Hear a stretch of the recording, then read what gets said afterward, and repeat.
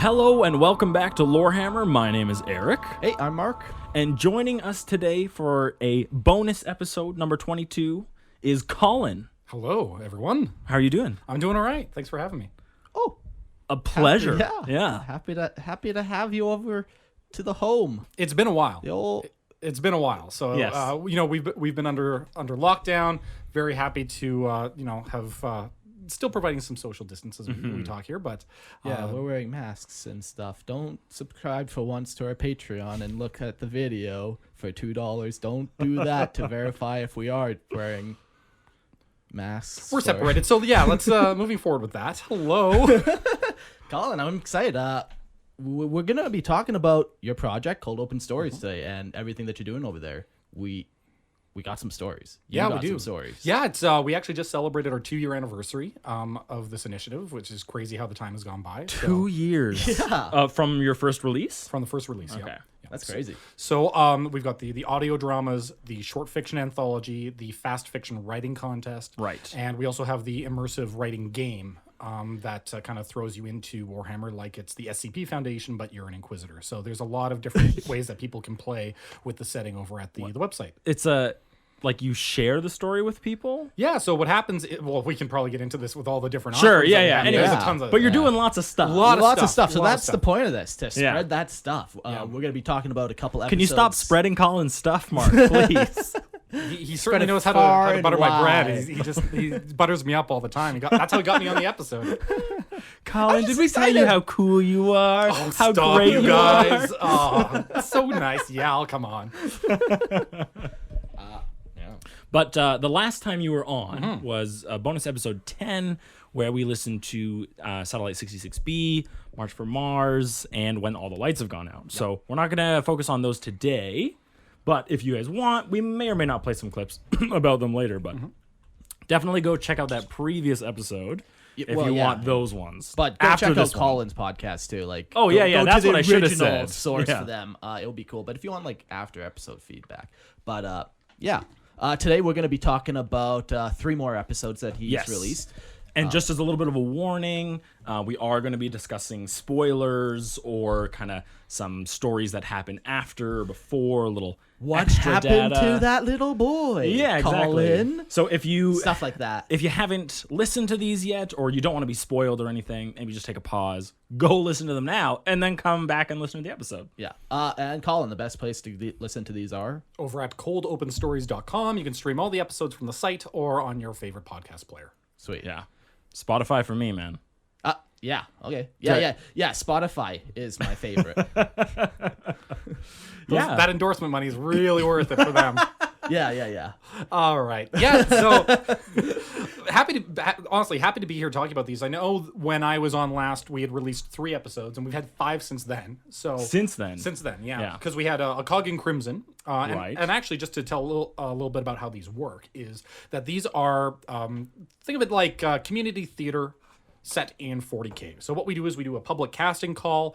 People are able to record dialogue samples, audition for the roles, and then all levels of experience are welcomed. So we have people who are first-time voice acting talent, or we do have some industry professionals as well, and they're able to.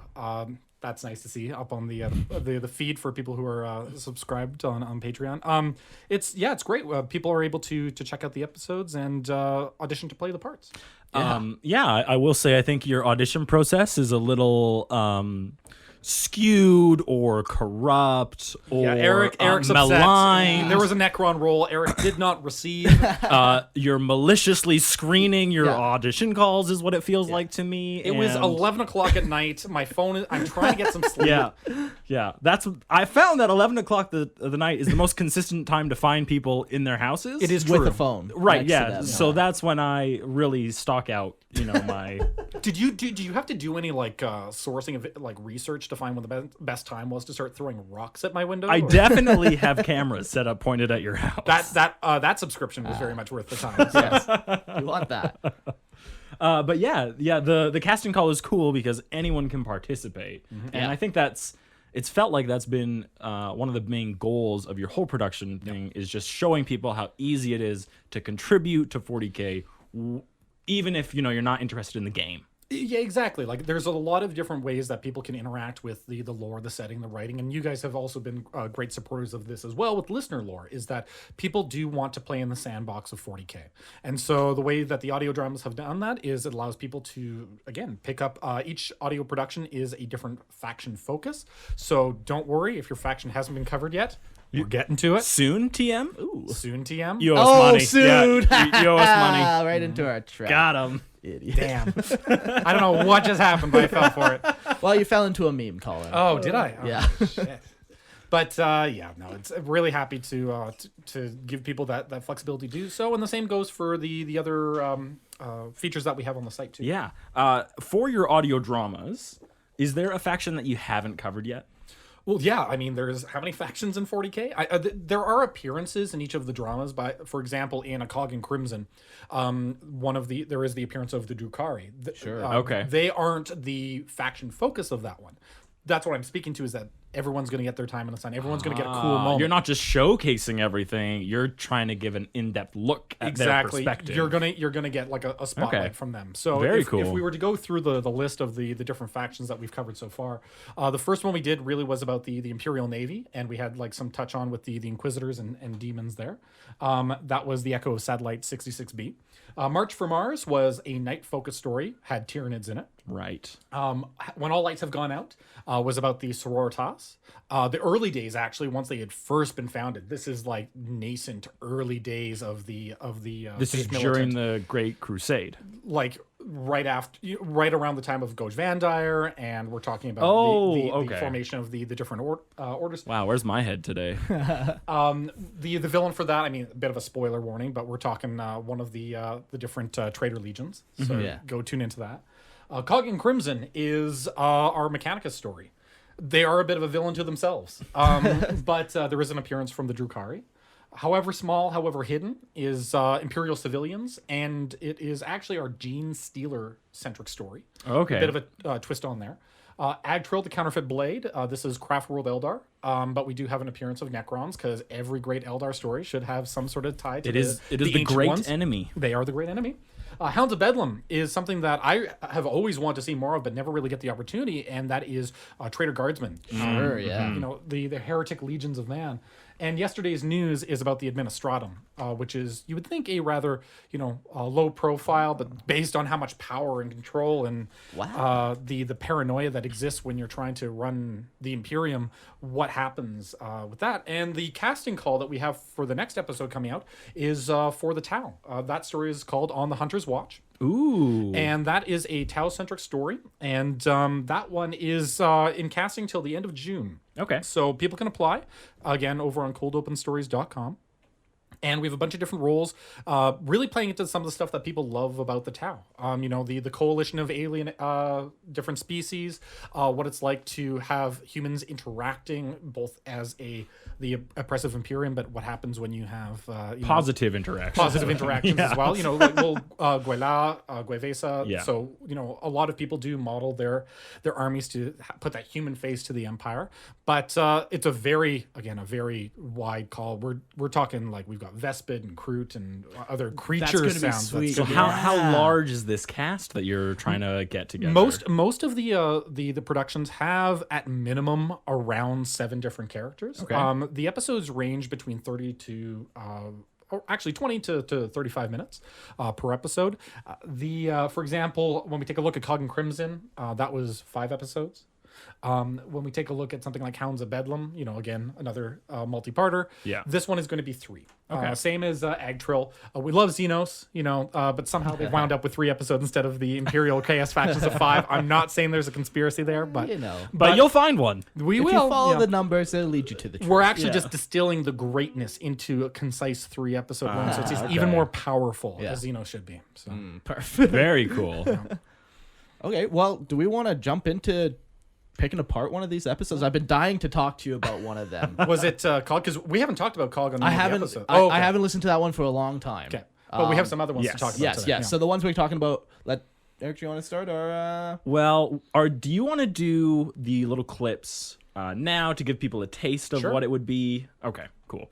So what we're gonna do right now is we're gonna listen to a clip from However Small, However Hidden. and then we will discuss. Sounds good. Connor, I love you so much. I love that you're always thinking about us. It's part of your charm. You know me. I have to do my duty. What about your duty to us? To me?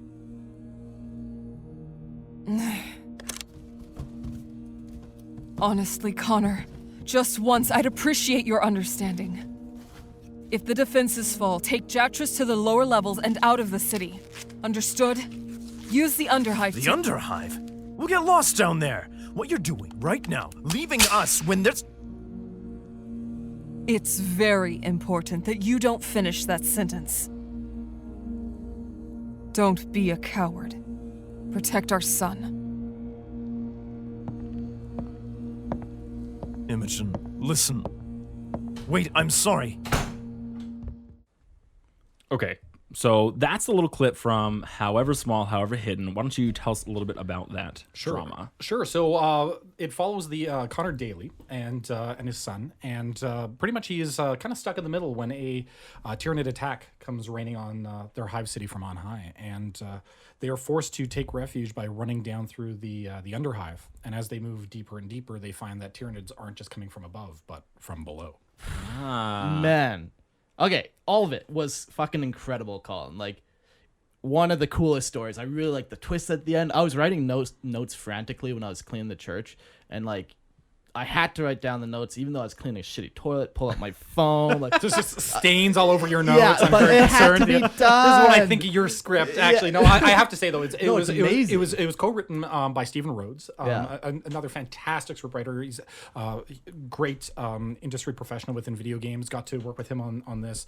People would probably know his name from the recent RPG for 40K, Witcher 3, different ones within video games. But yeah, this was a fun one to do. I mean, we definitely went more into the ethereal, what happens when the shadow of the warp is starting to play an influence on the minds of the civilians. And yeah, as that you was go was lower- my notes. Like, one of the first scenes was just like him having a nightmare that he wakes up from, and I wrote down right away. I'm like, ooh, Shadows of the Warp. I really like this. And then you kept on going back to it. You know, throughout the course of it, the hive mind was like literally showing battlefields from across the galaxy, like space marines falling, and like, look, you can't stop us. Like, Wow. It was so good. I loved all like that. Almost like a terror tactic like- employed by them, but also it could even just be something accidental, slipping from this hive mind, or Well, the problem with writing Tyranids Yeah. is that you have to do something that is cosmic horror that the human mind can't understand. Right. So a lot of it has to be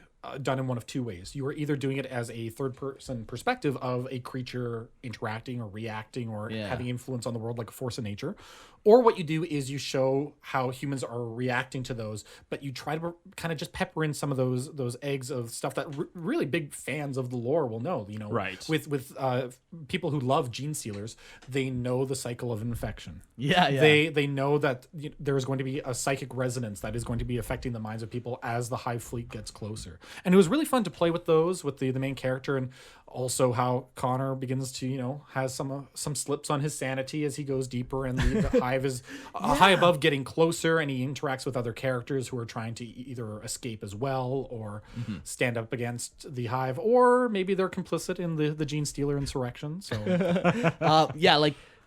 it was sweet when they're going down into the hive, like the sheer awe of the hive city, like just the way they described it. Like, they hop on this little rinky-dink service elevator that then shoots them down like hundreds of levels, and like, Oh, wow. they escape into like, a spot that like there's a young boy or whatever who's like trying to describe it. He's like, who could have built this? Like, Wow. the sheer scale. so of just it. incomprehensible. And it was just so well done. And then, you throw in more nighttime terrors. I always like that.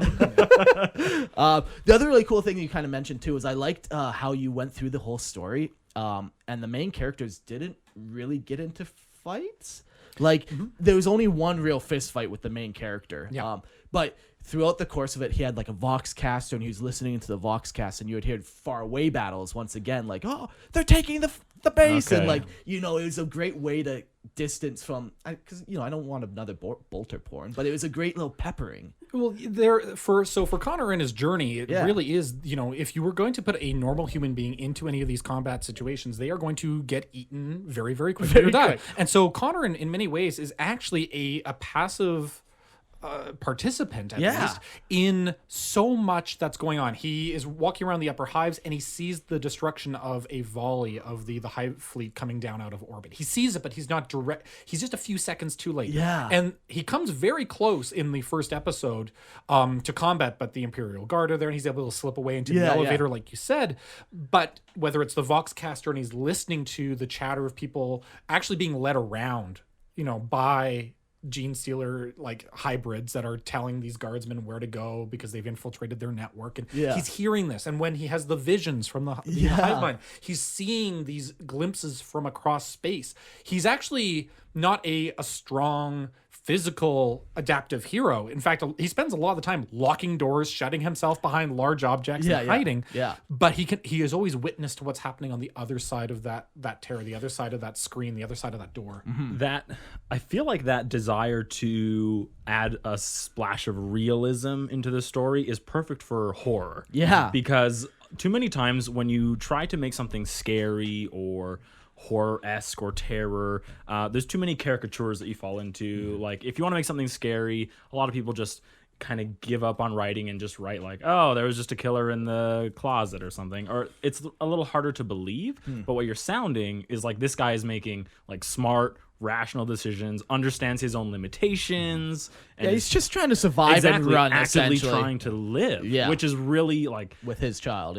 So every story that we've worked on or written, my personal writing process is I actually start every story from a place of fear. What is the now that doesn't have to mean flailing your arms, panic stricken, but it's what is the thing that your character is either afraid of losing, afraid of becoming, and how are they either trying to fight against that or overcompensate against it? And that's my writing process. So that's kind of coming up with a motivation for them. Exactly. It goes down to great characters are ones that have clear and necessary wants. However small, however hidden, is a very clear want. He wants to be able to get through the Underhive, escape through the tunnels under the city, and get out with his son. That is a very strong paternal, not just instinct, but it's a motivation. However, what kind of throws it into a bit of a churn is that he's encountering multiple characters throughout the story, whether it's a woman in one of the churches or it's a laborer who is trapped underground as well, is he encounters these other characters who are either ready to hand him over or believe that, his wants are assailable. What you want doesn't matter. And he's really no, what I want is to get my son across. I want. And I'm not a coward. I can protect my son. We heard in the clip him speaking with Imogen, and the whole story starts with the don't be a coward. Right. And he is a very cowardly person. And I think that's very rational to consider the types of things he's after. It's different if Or you're after like, him. hey, there's a human coming at you, so you're like, okay, it is a human, but I'm a human, so it should be fairly equal. Hey, there's a 50-foot monster coming at you. 20 of them. Yeah. But also the confusion, right? He Sure. sees them up above, and they are the Tyranids as we know them. When he encounters so one this for was the one of my first time. very, very favorite parts. And so he goes down that shaft. Oh, well, he goes down the shaft. He encounters a laborer. And the laborer has been down there for months. Indeterminable amount of time. Who is speaking to no.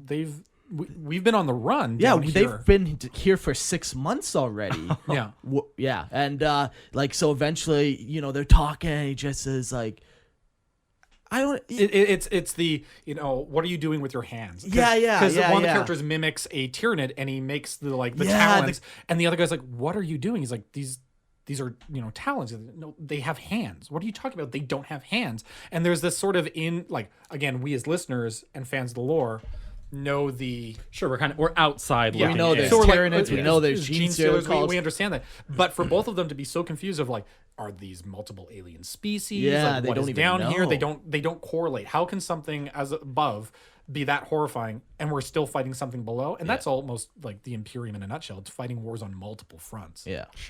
So eventually he runs into gene stealers. He finds out, he learns that there's these crazy abhumans essentially, and a whole cult uprising. But another really cool character you had was he was maybe a colonel from another planet. Yes. And the main character and the kid are in the hive under hive, and they run into like a small squad of guardsmen. And throughout the course of talking to the colonel, you learn that he's from a different planet, and that Tyranids attacked his planet as well. And like they were, he's seen both species of Tyranids, and he was very intimate with Tyranids. Turns out he's a Tyranid. Yeah, of course. But from us, you describing it, it's obvious. Obviously. Anyone with more than a little knowledge probably is bad. But just the thought like that this fucking guy came from another planet, because you hear basically like when he's a good guardsman, he's like, yeah, we defended that planet, and then he came back to this planet, and now he took the whole cult, and it's just crazy. Wow. Yeah, it's such a good like. Okay, lots of cults. I like it. Yeah, like it's one of my favorite pieces of the lore is when when there's a gene stealer infestation. Like it's kind of like if they like put their special gene stealer spice in the grain and they mail it off to another planet, and that now infects another person. Like, yeah, this is actually very difficult to defend against. Yeah, like it's just that insidious nature of it, and that gene stealers. Well, you get to see all of the different forms of an invasion force throughout the story, which was something that we were just really excited to play with. It's like, what would a gene stealer fan want? You'd want to see why gene stealers are just as threatening as like Hormagaunts. You want to be able to see them coming out of the walls. You want to see the cults. We have some excellent performers as well, doing some really gnarly gene stealer voices and stuff like that. Again, when they're like not as recognizably human. Yeah.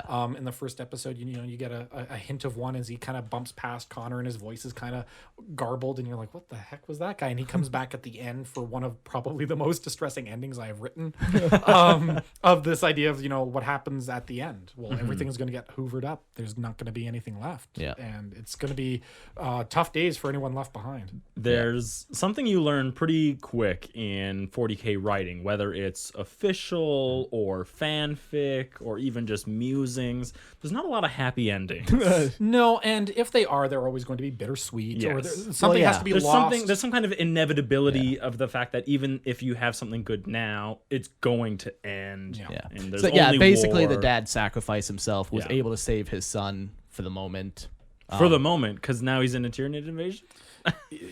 The planet's getting all of its Yeah. biological resources hoovered up, and they come above ground. And Wow. you do get an excellent. I love this final scene though. Yeah. I'm biased, but I get this lovely final scene where we've seen gene stealers impersonating people. So what happens when you have two humans quickly cover themselves up in rags, and they go in to meet a cultist, and they kind of have to play the role, and just proves that humans aren't nearly as good at it as gene stealers are good the other way. Sure. And that facade comes down, and you have your final struggle before the end of the story. So.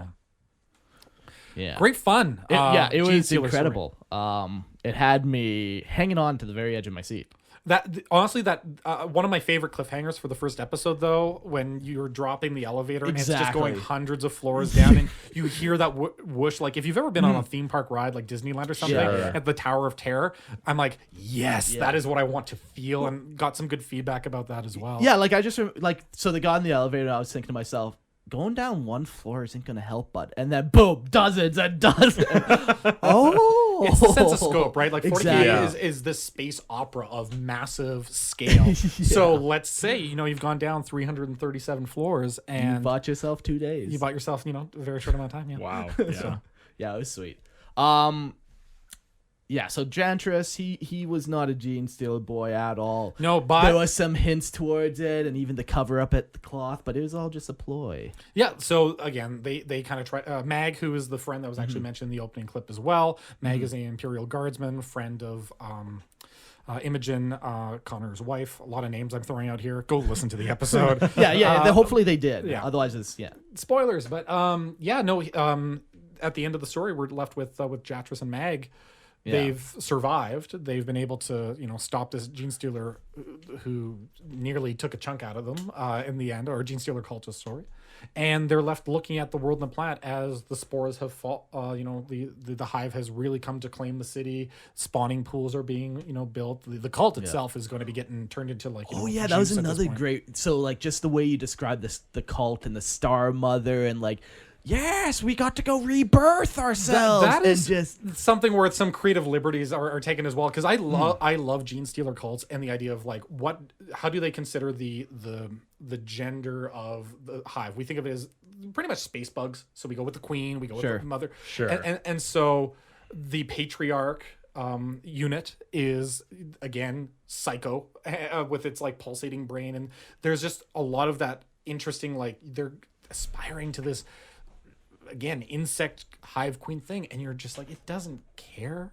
Like when we finally have a patriarch show up, it just is a terrifying beast. yeah, like they're crippled to their knees with like oppressive thoughts and like Just by the proximity to it, Yeah. which is, you know, I again, all these stories are a love letter to the faction that we're trying to display. So again, how do we fit in even like the gene stealer vehicles? Right at the very end, we have this what is effectively a ridge runner. You know, like kind of pulls up, and you're like, all right, you know, try to provide the greatest hits of like, you know, what makes them cool. If you, the same way you'd open an old codex and it'd be, why do you want to play this army? Sure.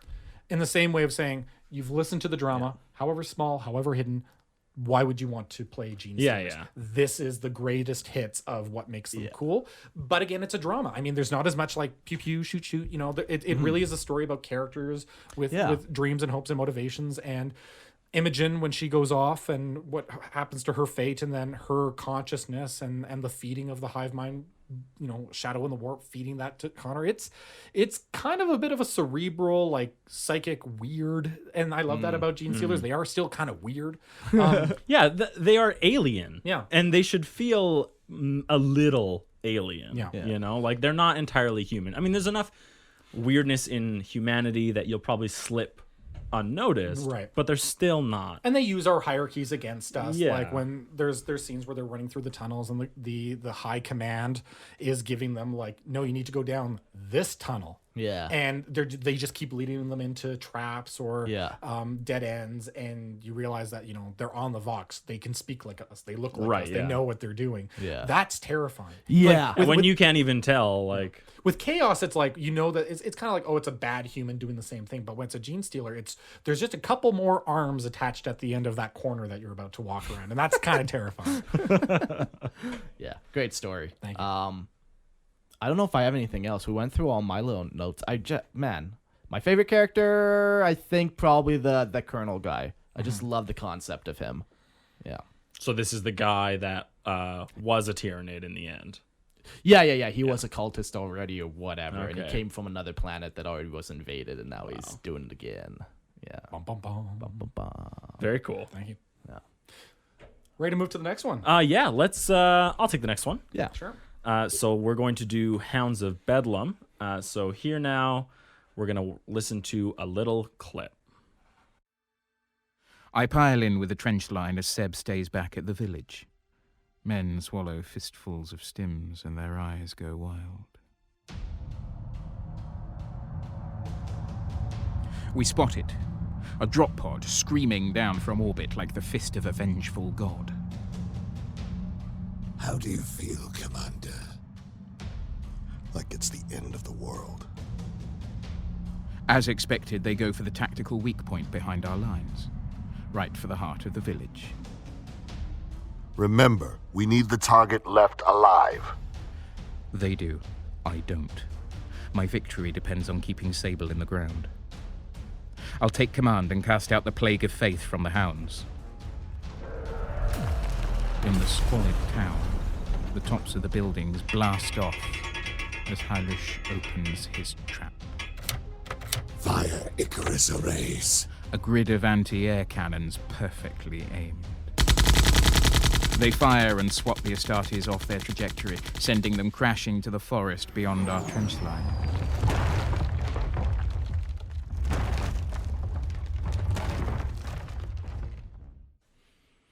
Okay, so that clip is from Hounds of Bedlam. Why don't you kind of set it up for us? Sure. So Hounds of Bedlam follows Rudolph Noose, who we were introduced in the story. He's he's recovering in a Imperial Medicae. And as the story goes on, we find that this Hive City is about to be assaulted by a very well-known and terrifying group of traitor guardsmen called the Hounds of Sable. Sable, yes. And so yeah, it's about him encountering the Hounds and us learning that there's a lot more to him and his backstory and his history with this Traitor Guardsman platoon than is potentially first alluded to. And it takes us down this weaving, sick and Slaneshi stream of consciousness and horror. Oh, nice. It's getting inside Rudolph's head is weird. I mean, he's a weird dude. He's into some weird stuff, but he's also twisted and a little bit tortured. First of all, amazing job. Like, you wrote this one, Hounds of Bedlam, like by yourself. Yeah. Phenomenal. Yeah, it's crazy that you're writing these, man. Yeah. Thank you. I was blown away. Like, I couldn't wait to hit the next. I am most confident with the cliffhangers on this particular series because where are we at now? We're at like this was number 7, and it's like all right, we're starting to hit a rhythm of understanding where that. It really feels like this one because I didn't listen to Agtril or However Small, However Hidden, but I have listened to all those other ones, and it really feels like you're hitting a sweet stride in Hounds of Bedlam. Hounds of Bedlam, there's so much that went into influencing this one too. Like the a Blackstone Fortress had come out, and I had seen the Traitor Guardsman, and I'm like, this is cool, and I'm like, where can I find some more? And it is just a desert in terms of finding cool. Like there's the Lost and the Damned, and there's some supplements and stuff like that. But I'm like, give me a story that is Traitor Guardsmen that aren't attached to a heretic legion, some kind of Astartes. Right. Yeah. And so a couple things that we get through the story, the spoilers are, Rudolph, we start by being introduced to him as someone recovering in the Medicaid. Yeah, you think he's a loyalist. Yeah. You're introduced to him as a loyalist. Yeah. And it's actually that he's gone into hiding with, a wolf in sheep's He's infiltrating. Kind of. And he's gone back in there because he's kind of run away from the Hounds. And push comes to shove, we learn that he is tortured. He has some very good reasons to hate his brother, who is the leader of the Hounds. Sable. Yes. Sable dies kind of before the story begins. Previous to the story, Sable and Rudolph. Two brothers. They brothers. Have a falling out. They have a falling out. There's some kind of cataclysmic, life-changing event that happens before. You learn eventually that it's Sable's death. Yeah. And Rudolph is somehow intimately involved in that moment. Now, I'm pretty sure they allude to it a lot. I'm not certain if they clarify, and this is one of my questions.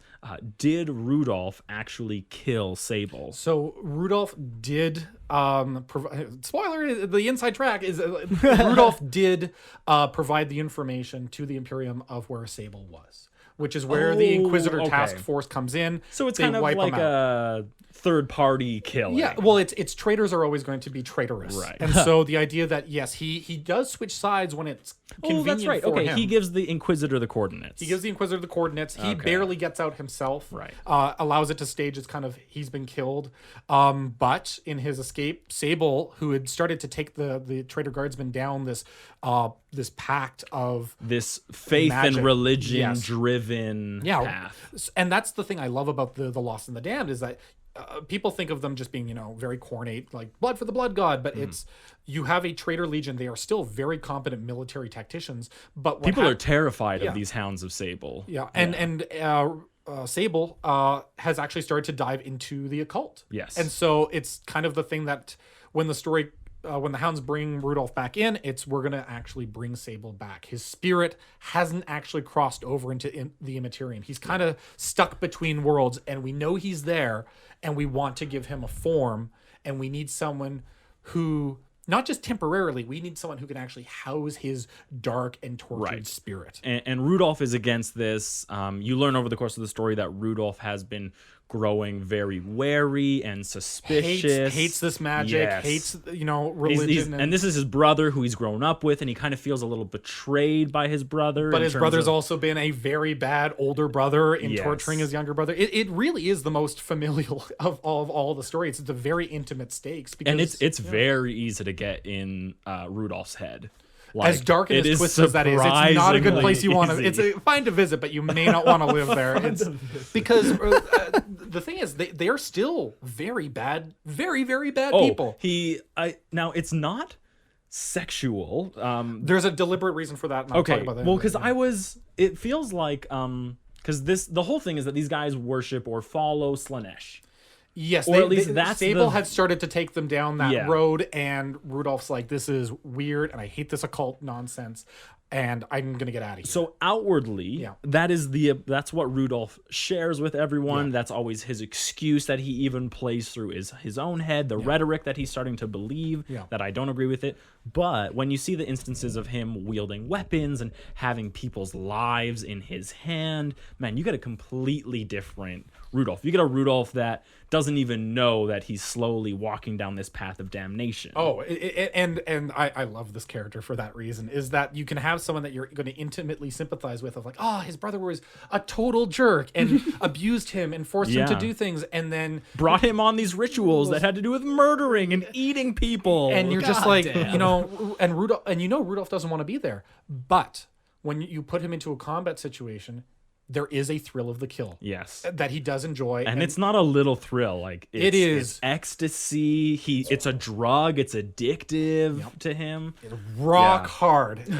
Where because when the thing that has always been troubling for me is when people think of Slaanesh, and this is the story of what do I like about the Traitor Guardsman and Slaanesh, is that Slaanesh is portrayed as overtly sexual, but there are other passions of Slaanesh that are ignored. Yeah, it's one of many facets, but it seems like that's all everyone really wants to look at. Yeah, and so that's one that was deliberately left out of the story. I appreciated that, actually. I liked that it was more like a drug to him than it was a sexual thrill. Because I feel like the sexual thrill is a little I too think easy. after you heard like my audition call for my sexual audition for the I've kept that ASMR for just my Af- bedtime. after They were that, like, you're "We need to okay, rewrite no, this." We're rewriting that part. We're changing a different part of Slaanesh. Some of the I get things it. there are that obsession with greed, and so when they take a city, you're watching all of them looting and just thrilled by all the possessions they're getting. You've got people who are telling stories. Yeah, and they talked about the pitfalls of the Hounds. Yes. Right? What were they called? The vices or something? The Yeah, passions and so- of Slaanesh and the vices of the Hounds. Yeah, so they're like, yes,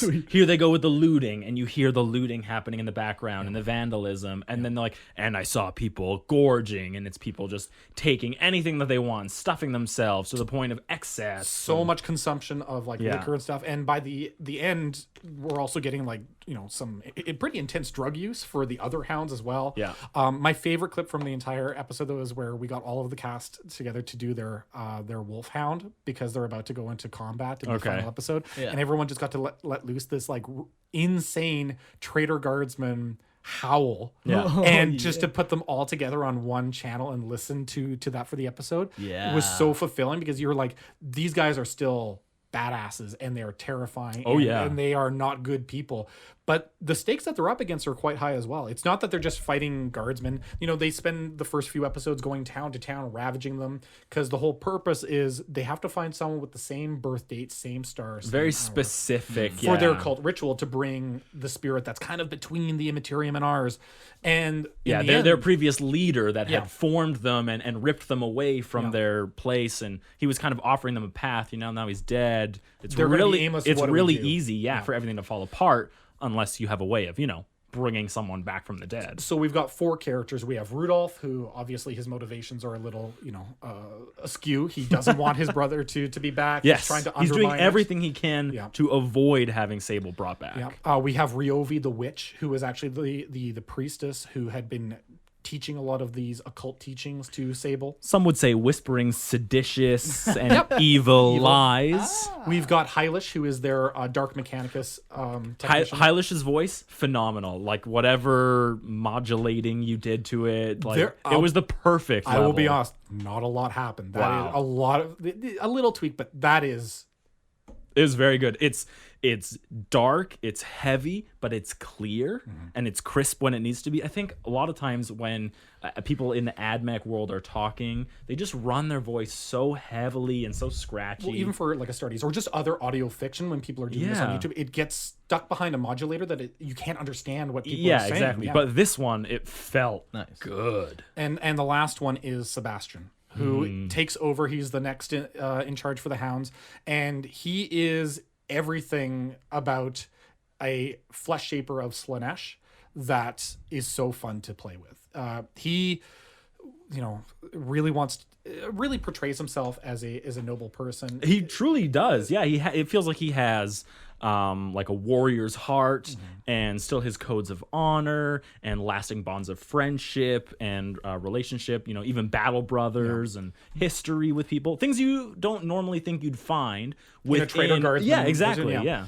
But still very dedicated to his cause of destruction and chaos and bring Sable. their leader back. Yeah. The thing I love about Sebastian as a character too is just he is got to do something with a lot of great Foley and sound effects for the role. Is that he is a flesh shaper. He is a human that is who has been gifted in whatever way by Slaanesh to actually transform his body. So he's able and others. He's able to do some minor healing when they have a body at the end, but he forms a talon and he's he rips someone in half slowly, down perfectly the mouth, keeping them alive. Yeah, the whole way that perfection of combat. But he, in my mind, he really is just a hairless skin werewolf that gets very big. And there's a great combat scene at the cliffhanger of one of the episodes where we just watch him transform. Is that the Astartes one? No, that's the one I'm talking about is in episode 2. Okay. But in episode 5, they find a match of a person that could actually be used as a vessel to bring back. They're looking through this massive record book that has They're going hundreds of records, and anyone they can't find dead. They're just killing everyone. Yeah. And eventually they find one in a chapter record. Yes, in a chapter record from a church. Yeah. And it turns out that the only one who's a match is an Astartes. Oh, cool. So now they have to attract the attention of these Astartes, and then find a way to deal, how do you effectively kill an Astartes, One of my favorite them? opening lines of just how do you actually kill an Astartes, and what we get with that episode with 4 and 5 was very good. Is the reverse of the Astartes animation. What is it like from the heretic perspective? Because they call them down and they're expecting we'll get a few, and if we're lucky we'll get the guy we need. Because it's a roulette, and they end up, who knows if the guy the Astartes shows guaranteed right next to you is even still there? Yeah. What if he's dead? All they have is a record of, because it's the scoop of children. Yeah. And we know it. Kids get plucked and turned into Astartes. Okay, we've got. Thank goodness they even had these records and they're still available. And well, they get a little hidden. They find them. Sure. But and it's an Astartes, and 8 come ripping out of orbit. It's like someone shares there's 8. And you hear in the person's voice, there's 8 of them? Yeah. How are we ever going to deal with 8 Astartes? And there's an entire Hounds of Bedlam. Yeah, the entire platoon. Yeah, they're how are we ever going to deal with 8 Astartes? And they have the benefit, though, of they are still very tactile. It's not this mindless group of troopers. And it shows how they're able to play into the Astartes kind of... Well, their codex. Their predictions. The way they fight. Yeah, however you fight warfare, if you're an Astartes, you're probably doing it this way. This is the tactical advantage you'd look for. But also you have a little, as an Astartes, you suffer from hubris to some degree that is very easy to play off of from their opponents. Go for the head? Okay, well, let's bounce them off of that trajectory. Exactly. Let's remove the head from them. They wind up in the trenches. Cool. Let's feed a open line for them to let's come forward. Sonic That blast was them. a nightmare for my ears, actually. It was crazy. It gave me chills listening to that sonic explosion. Hounds of Bedlam was the most intensive sound and Foley design that I have done. It was. I knew it, man. I was calling the sound production. Something was special about this. It was so much work. So I went to a firing range here in town to collect all the audio effects for because I wanted more bass. I wanted more. I had some stuff that I had recorded openly, but I wanted some stuff that was just a little bit let's get a bigger caliber of ammunition. Let's do something. And this episode I learned the importance of you can wear headphones to plug out the sound, but you better wear earplugs under the headphones, because that first round went off and I was I just need a few moments to recover. That would be great. But I think that you can definitely feel it, specifically in that final episode where they're fighting the Astartes. There's more than a tangible of we have the same couple effects that we use, we retweak them, but when you have hundreds of different effects for the rounds, the sound weapon, and again, Slaanesh, you have to put sonic weaponry in there at some point. Yes. So being able to it's those tiny little things that shows that you actually have an in-depth understanding. What makes the faction cool? Exactly. Yeah. So again, that was such an incredible war scene to do, that every single one trying to do something new, trying to up the ante. Right. And 5 was, from a production value, they're just hours and hours and hours of collection of sound effects and Foley to make that one work. So in episode 5, it's kind of the culmination of everything. They do manage to get the Space Marine they need, thanks to the Sebastian with his perfect attack, which completely incapacitates the Astartes but leaves him alive. So he's alive. The witch doctor, she transports them to some other realm. They do bring they kind of fold the immaterium towards the natural world. And Rudolph says that we're not on the same world we're on. You know, we're not looking at the same sky. The trees turn into flashes Towers of of bodies people, that yeah. are rising into the sky, and you do a really good job of evoking the imagery around them, but also matching the music to whatever it is you're describing. You know, the screams in the background, just the horror and the terror. Music credit Robert Renato Hack. Okay. Officio Audiorum Very. That's him? Yeah. So Man, he's so good. he's amazing. Has been participated in all of the audio dramas. The sound effect for the screams actually comes from an Aztec whistle. So wow.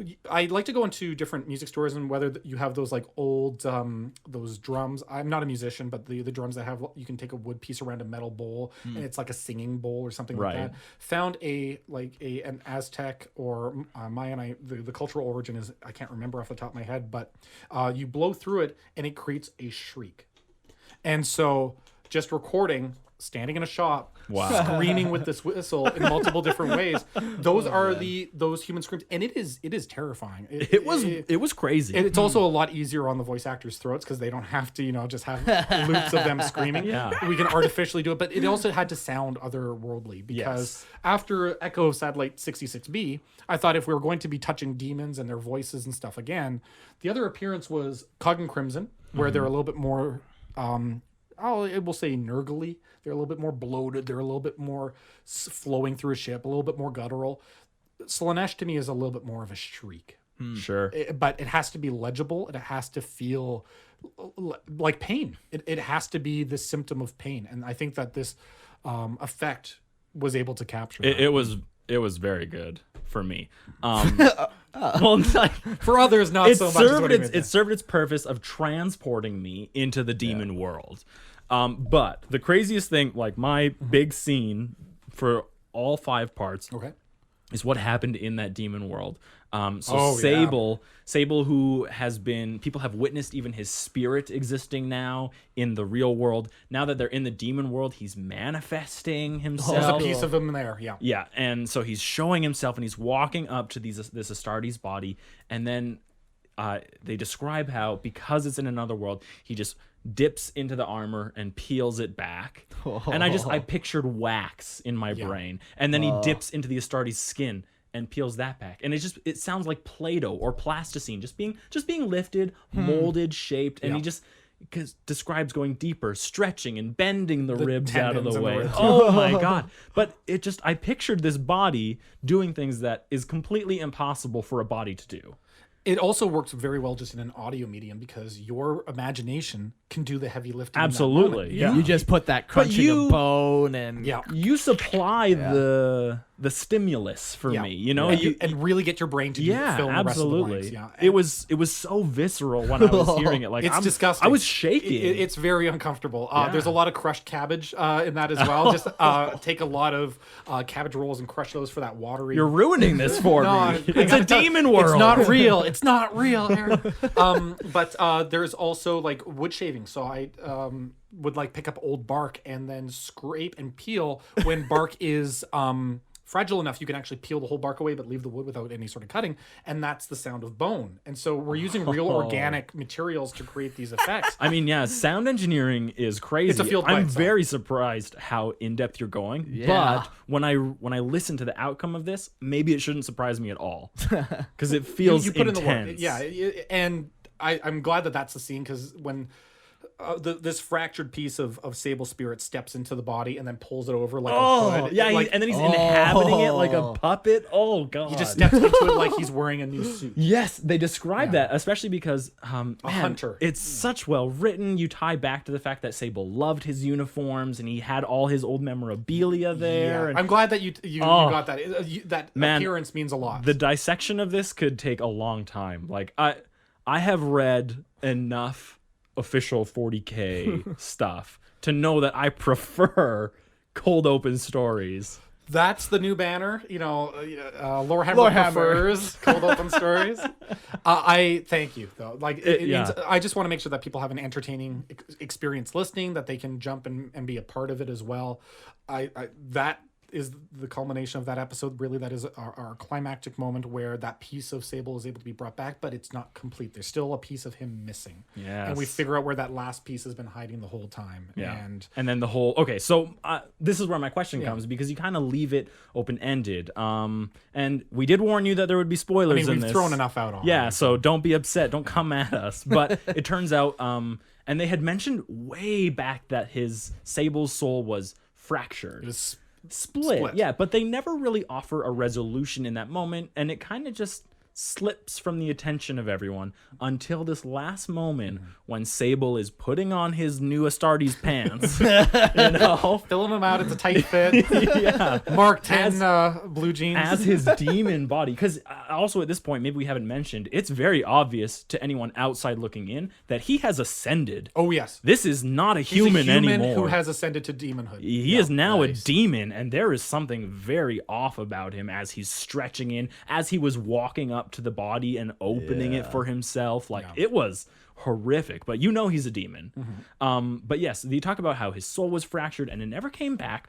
until that last moment when the demon stands up and starts lumbering toward his once brother Rudolph. And then the realization kind of hits on Rudolph. It's not the same. It's not exactly his brother. Something's different. Yeah. He recognizes something's different, and then he kind of has this creeping suspicion that it's not quite done, it's not quite finished.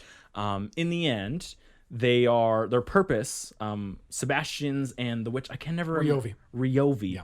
Sebastian and Ryovi, their intent now is to kill Rudolph, or at least rip the part of Sable's soul from Rudolph's body. Which would probably kill him. Which would probably kill him in the process, yes. And then give it back to Sable, the ascended he has demon. been a vessel for that fractured piece. This whole time. Because Rudolph's betrayal of his brother, really tipping off the Inquisition, and Rudolph thinking, I can escape here, I can finally do my brother. In this complicated emotion of wanting to kill your brother. But I did it. I got him killed. They've brought him back. And finding out that when that happened, when he got killed, a little piece of his brother leaped into him. Yeah. And he's been carrying it all this time. To dive even deeper, there are there's some level of patricide and killing your brother, killing a family member. It kind of elevates murder. Murder is bad, but murdering your brother is worse. Yeah. Murdering someone that is your blood is worse, is a worse mark upon your soul than just murdering an innocent or something. And that's what happens. Yeah, it does take a mark like upon that. him, Oh man, the depth that it feels like you put into the specific aspect of this, it's well written, it's well thought out. But I can't even, let's go back to the end because I'm not even at my question yet. Okay. So he realizes, and they tell him, well, you're now the missing piece, and we need to extract this and give it back to Sable. And Rudolph refuses because he's sticking to his guns of anti-chaos. And anti-occult, anti-brother, Exactly. I won't bring my brother back. Why would I do that? And he said that one line, I would rather die than have him come back. Yeah. So he takes his las gun, he puts it under his chin. Sebastian, in a crazy moment, a kind of he's shaking friendship, says all right, go for it. And so the trigger pulls, but are they able to pull Sable's soul off of Rudolph, put it into this, and are the Hounds of Sable riding now as the Hounds of Bedlam? I would like to leave some ambiguity up to that to the listener. It's purposefully meant to do that in the show, so I was curious. That ambiguity is, I think, very important to how we receive the story, but I would give listeners two things to consider. One, Sebastian is very close to Rudolph. Physically, he is very close to him, as is his demonic half-assembled brother. It would not surprise many people to think that these superhuman figures would be able to reach in and wrestle the lasgun out or to remove it from his chin. Of course. In the time it takes a human to pull a trigger. That's consideration number one. Consideration number two is we do get that last very heart-wrenching moment because it's the story of brothers, whereas Rudolph never got the brother that he needed from Sable. He actually found a brother with Sebastian. Yeah. And so Sebastian really said, and it's actually interesting because Sebastian, there's some interesting stuff that is about him and his backstory when we see his face shift and stuff there. But we get a brother who's saying, I understand that you're going to do what you're going to do, but I'm very disappointed that this is the outcome. There's almost a hint in Sebastian's voice that it's like there's an inevitability for what's happening. And he said it feels like he says it doesn't matter what you do, like I'm going to get what I want anyway, almost. And if Rudolph pulls the trigger, the idea is, at death, your spirit leaves. Exactly. And would that not just offer the perfect opportunity for them to harvest Sable's soul? It depends. If it's wrapped up with Rudolph, what's to say that it doesn't immediately cross over into the Immaterium and it just falls into that large swirling nexus where even other warp creatures can feed on it or take it. Yeah, so there's a lot of potential there for it to go either way. Yeah. There are some clues. Okay. I would encourage people to make their own verdict on it. Okay. It was good. And it's totally worth it. For me, I love the idea of Sable is now whole and complete, and now the Hounds of Sable are really Hounds of Bedlam. They are fully. That was my next question. When in the entire show they call themselves the Hounds of Sable? Yes. And they never once mentioned the Hounds of Bedlam. In fact, I think the word Bedlam is only ever mentioned once. It's only mentioned once in the entire thing. Yeah. So the idea is just Sable is removed from power before the story begins, and so they are kind of a restless beast. There are different animals in the animal kingdom. Like a lion is the king of the jungle. It is a fierce predator. A jackal, or actually a jaguar, one of these big cats, stalks its prey. But hounds are, in some ways, they're pack hunters. They're a little more wild. They're a little more wild. They have hierarchy though. Yes. And I do really appreciate the idea that with the hounds and what the metaphor is, even without Sable, they're out there stalking the woods. So even whether Sable does or does not, that there's still this force. There's a rank still. And the machine still needs to move. Yeah. And there's something about the Hounds of Sable that realized that, which was very cool. It was very nice to see them operate and go through reports still and pick targets. And all right, here's our new objective and here's how we're going to reach it. Like, even without this man who everyone seemed to absolutely adore. Yeah.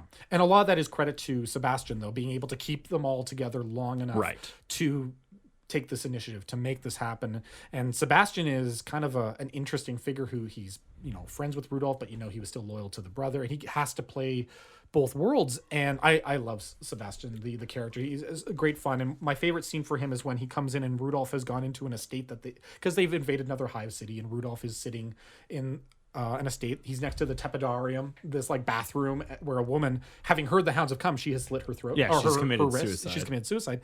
And Sebastian comes in and he picks up her hand, and his face shifts to be a little bit more feminine. Like he's looking at a mirror. And there's a few points where he's like, what sort of man do you think I am? What do you think that this is my appearance? Sure. Because Sebastian, he grapples with the idea of immortality even and consequences beyond these simple actions. Like he's a very deep thinker. He, in my mind, could be a chaos, not the literal, but like what the perpetuals are to 40K is that he can live for a very, very long time because he can regenerate his body and live and indulge in these extremes for a very long time. Definitely much harder to kill than your standard traitor guardsman. But what happens to obsession or ecstasy when it goes on for a very long time? We don't know how long Sebastian's been doing his stuff for. Sure. He's much older than the other characters. We see him, he can regress his age. We see him that he can just change his facial appearance. And you get the impression that this is someone who's lived for a very long time, has a form of wisdom about the way that the galaxy operates. And that, or at least has come to some very strong conclusions about how it operates. And also the trauma that must have been experienced, that you have someone working in a force of excess.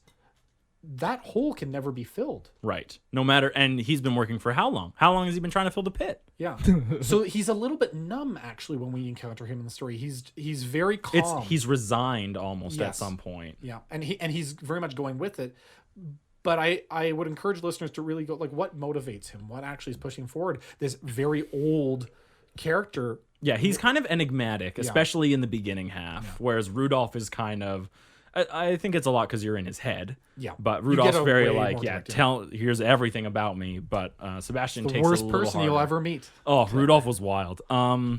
Yeah, that was all I had mentioned about the story itself. My next thing was Sebastian, I thought was an absolutely stunning casting choice. Like his voice, his mannerisms, whoever that voice actor was. Damon Ahlams, wonderful actor. Yeah. 10 out of 10. Amazing job. Holy crap. I'm always really happy with the attention that we get, the casting that we're able to achieve, because it is a mix of people who are coming to voice acting for the first time. Maybe they're big fans of 40K and their partners are like, you should actually go do the voice thing. We see a lot of that, of people getting tagged from friends in their network or their spouses or whatever. Yeah. And then some people who are 40K fans and they are professionals. It's also their vocation. And they're like, I love this as a kid, or I have kids that love this. I know that we had one case of this where there was a mom who was like, yeah, my kids are really into 40K. That'd be kind of fun to be, a kick-ass soldier in the 41st millennium. And I'm just like, this is exactly the persona that we are looking for. She was fantastic. So. So Sebastian was a phenomenal. Like, he just stood out for me. Everyone else was absolutely great still, but Sebastian specifically for me. And then, the last thing I had was sound production and background music. Like, it drew me in, it sucked me in, it kept me there, even when sometimes I would lose something in the voices or I wasn't paying attention for a second. The music just brought me right along, brought my heart pounding when it needed to, made me morose and sad when it needed to, made me horrified. So thank you. It's definitely not a passive listening experience. I think that No. the audio dramas ask a lot of you to Yeah. actually focus and to take in that experience and fill in those blanks with your own imagination. The rewarding experience is when you're there and you're paying attention. The goal is that, it feels like you're there.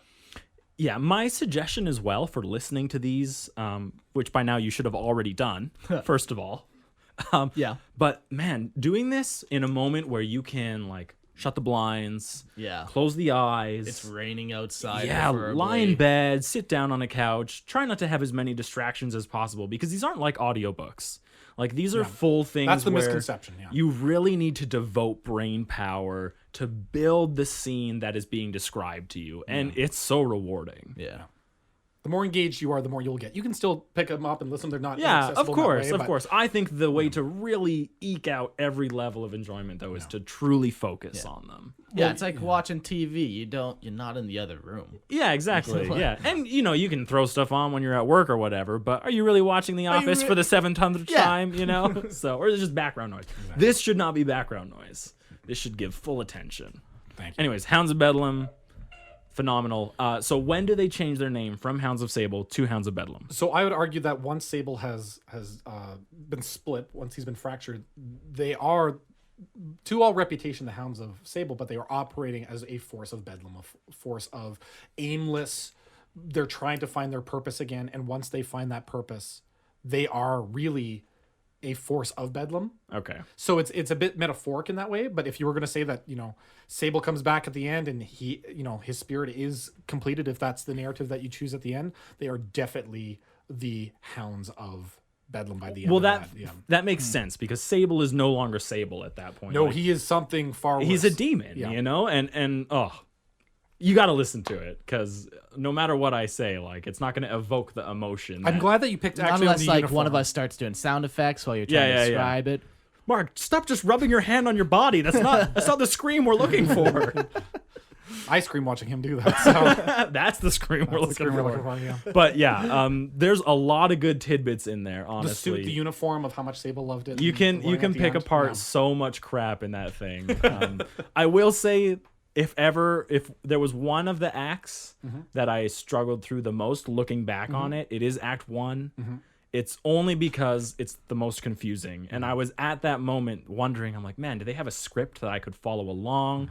Because I was like, I thought this guy was a loyalist, but now he's a traitor. And it wasn't until I learned the whole story that Act 1 really found its place for me. But if it's intentional, then it's great job. I mean, it's called cold open stories. We're trying That's to throw true. you Yeah, into something and let you I always enjoyed that as a kid when you would pick up who knew, where you would pick up a book or something of a new franchise and you're just there's more to the edges of your focus. It's like you pick up something like Warhammer for the first time, right? You're wearing blinders and you're like, this thing about Space Marines is cool. And then Look you're at these little models in blue. and then you're like, what's a Tyranid? Yeah. What's a Tau? And as that scope starts to open, it doesn't have to be just Warhammer. It could be if you're a fan of Star Wars or Harry Potter or anything else. It's the idea that you're like, there's more to Absolutely, this yeah. that I really appreciate when we can throw people into a sense of. That season of exploration is so new and exciting. And we don't get that a lot of more anymore because there has to be a lot of hand holding, and we're trying to do things that admittedly you may have like a model range and 3 more books to try to set up where it's like, no, let's just do a Trader Guardsman story of Slaanesh, you know, like just do something just for the sake of, you know, what would a fan of this want to see? And one of my favorite things to see was on Reddit. Someone had posted, he was like, I'm a huge Trader Guardsman fan, and this sleeper audio drama has just come across my radar, and I am invested. I'm like into one of like the passions of Slaanesh, or invest like is he now dressing up at home and he's like wearing the fatigues? Which room is your shrine in? Haven't seen your wife and children in a couple days. Oh no, they are the room. They're stretched out. God. They're the wallpaper. So. Oh yeah. Sounds Slaanesh. It was a good one. I was really happy with how Hounds came out. Okay, well, enough about Hounds. Let's do the final one that we're going to do today, which is... the Counterfeit Blade. Okay, cool. So, little clip, and we'll be right back.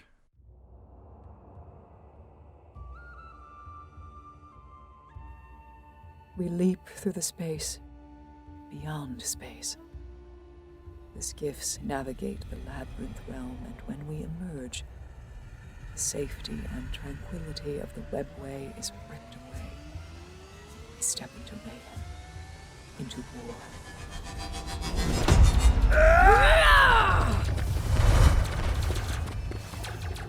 Apocalypse rages on a galactic scale.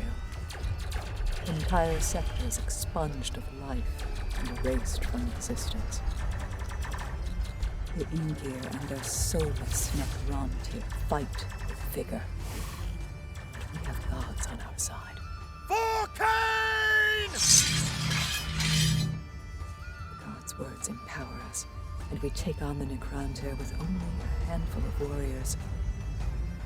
Lanthrilam, always the quickest to the front, lifts his blade as it darts high.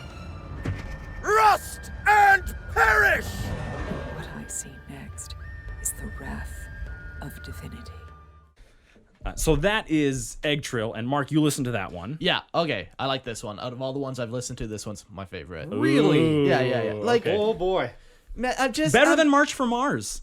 Oh, way better, man. It has knights. I know. I'm so I know. surprised. You Xenos traitor. I mean, in hindsight, there are things that I do different for all of them. However, there's really not anything I would change for Counterfeit Blade. Like March for Mars, I know there's a lot of stuff I'd change for the authenticity of the knights and their manner of speech. I'm not very good at Gothic dialogue, to be fair. What? You don't speak a language that is dead, come back 40,000 years in the future that only any smart people know? Let's bypass that argument entirely. Agtril, though, is...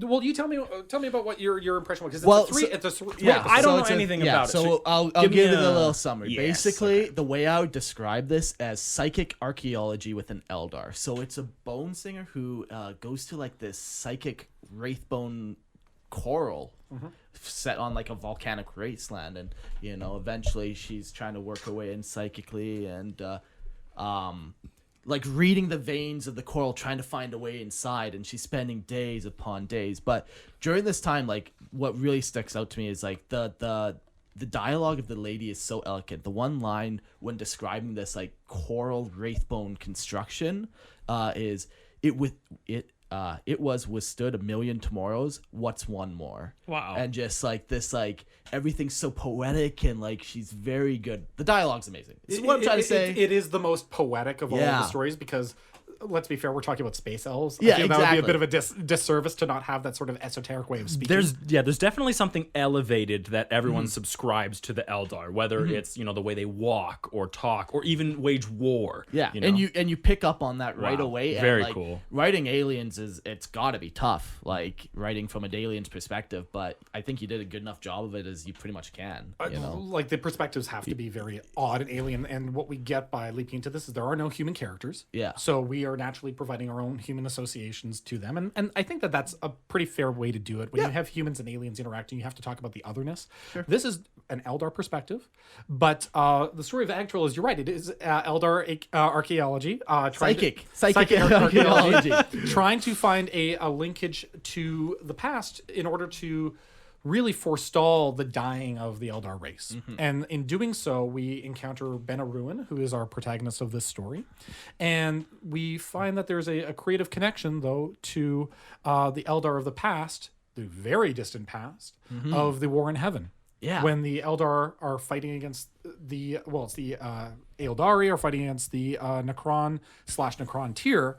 And what we're getting is characters in the distant past who are effectively seeding the future to try to provide the Eldar of now in 40K with some sort of hope, some sort of resource. Some Sure, sort we of can't tool. beat them now, but let's hope that we survive later and pass on something. Yeah. You really did like a lot of like foreshadowing, and like that. You did a great job of describing like the weight of like being able to see every future. It was super cool, and like Jariella is the Eldar in the past who Yeah. has the gift of foresight. Yeah. But also can't really make heads or tails of what she's seeing. She can see these shadows, is how it's described. That her vision isn't that like, I'm looking right next to you, Mark and Eric, and I can see you. She can see these shadows, but whereas she'd normally see an Eldar, she sees a shadow that is constantly flaking away, that is breaking apart, that is turning to ash. And that really is because of the machinations of Slaanesh and the fall of the Eldar and what's that constant feeding on their Oh, wow, souls. yeah. It's someone who's never even considered Slaanesh now seeing the future where the Slaanesh exists, constantly trying to steal away the and, Eldar. and this is a story of someone who's in the war in heaven, thinking of how will I save my descendants. Yeah.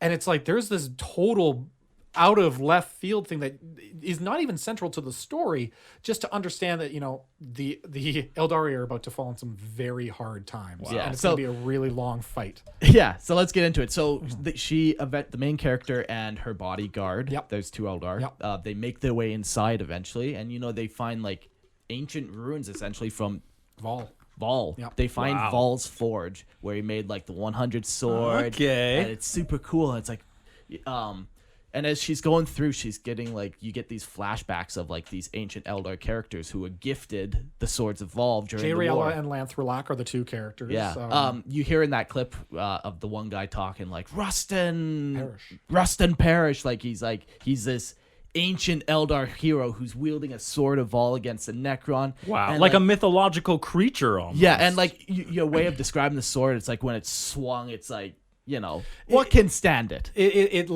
put it this way, the conceit of taking this is that people go, oh, the swords are metaphors for spaceships, and I'm like, that's cool, but something very 40K of a sword is a sword. Absolutely. And so forged by a god, Yeah. no less. Yeah. So when they swing these blades, by holding them, their naturally quickened abilities are even faster and each sword looks different. We have one that looks like a halberd. There's one that looks like a sword. Like they have different shapes for their wielders. And when Lanthrulak the Swift is running through combat, he earns his name. His blade, which is also a bit of a problem as the story goes on, but when he swings, it releases tons of psionic energy, and so he doesn't even have to physically touch a Necron. He swings in their general direction, and it is these light beams that crackle out and are shaving them, in twain, and he's able to leap across the battlefield. It's And you as close describe to it like superhero Eldar as we can potentially imagine. You describe it like our numbers are few and theirs were endless, but they were no match for us. Like, Wow. they're just wiping. It's the poetic speak of like they're also storytelling. The Eldar love their myths. Yes. So those legends actually we get to see with the physical action what happens. To build those legends. And it was sweet too, like because these legendary characters were talking about the gods who are fighting beside them, and like they would do chants like for Malkancha Kane or whatever, and like he's God, off on the battlefield fighting in another quadrant, and like he's screaming. and or the one main character from the past, Jariella. Yeah, like he's clearly a zealot. Lanthrulak is. He is. Yeah, because the Eldar have so much restraint in the modern timeline. Jariella and Lanthrolak are also two cores. They're the red Oni, blue Oni of fiction. You've got one who's hot, impassioned, fiery temper, and you've got another one who's cool, reserved, but also can't make critical decisions. And so Sure, gets bogged behind trying to reason what the best thing exactly. is. And so both of them play off very well, and they're also in a relationship together. And I'm like, I love that opposite attract component. But their way of waging war is, you know, really considered when they encounter the Necron, who have well, they were Necrontyr, they've now become Necron, they've gone through the biotransference, and now they're fighting them, and you realize that, you know, we have to pursue a resurrection barge, we have to actually put them down and make it stick. Right. Yeah. How do we do Keep that? them down. So their journey in the past is, we're going to just keep pursuing them because we're going to find their overlords, we're going to find whatever these devourers of stars are. We're going to put an end to these creatures, and it takes them to some battlefronts. But because it's the gods, they're always playing their own games. They always had their own very Greek, Roman. They're playing 3-dimensional chess against each other as much as they are in the war. Yeah. And the reason for the title of the Counterfeit Blade is Lanthrolak's blade is not actually a true Sword of Vol. One Sword of the Vol. 100. It is when Vol got to 99, the last one was a forgery right. in order to trick Cain because of their own drama that they are experiencing between each other. And that's the one that he was given? And that's the one that he's been given. Son of a bitch. yeah. And damn the gods. Yeah, and that comes back to bite him. And he's not in 40K, so he's dead. He's dead, but his memory lives on, and because they tell the stories, that Benaruin is actually able to remember that story. And I think there's a great antidote. The salve to her situation is she's up against a Necron. Yeah. And her way of effectively bluffing is, whereas the Necron can remember things, but its memory has still been a little, he's a little off kilter because of the long journey of time, but she has stories. And yes, they've metamorphosized and they've changed because stories, it's an oral tradition. But she's able to remember enough from her stories because she's an archaeologist, bone singer, that she's able to play back some of his lines that he would have spoken in the War in Heaven. Oh, wow. Yeah. Which is enough to make this Necron actually stop and go, wait, I know that I've lived for millennia and my brain is maybe not as sharp as it used to be. Sure. But this is the worst sense of deja vu I've ever received in my undead life.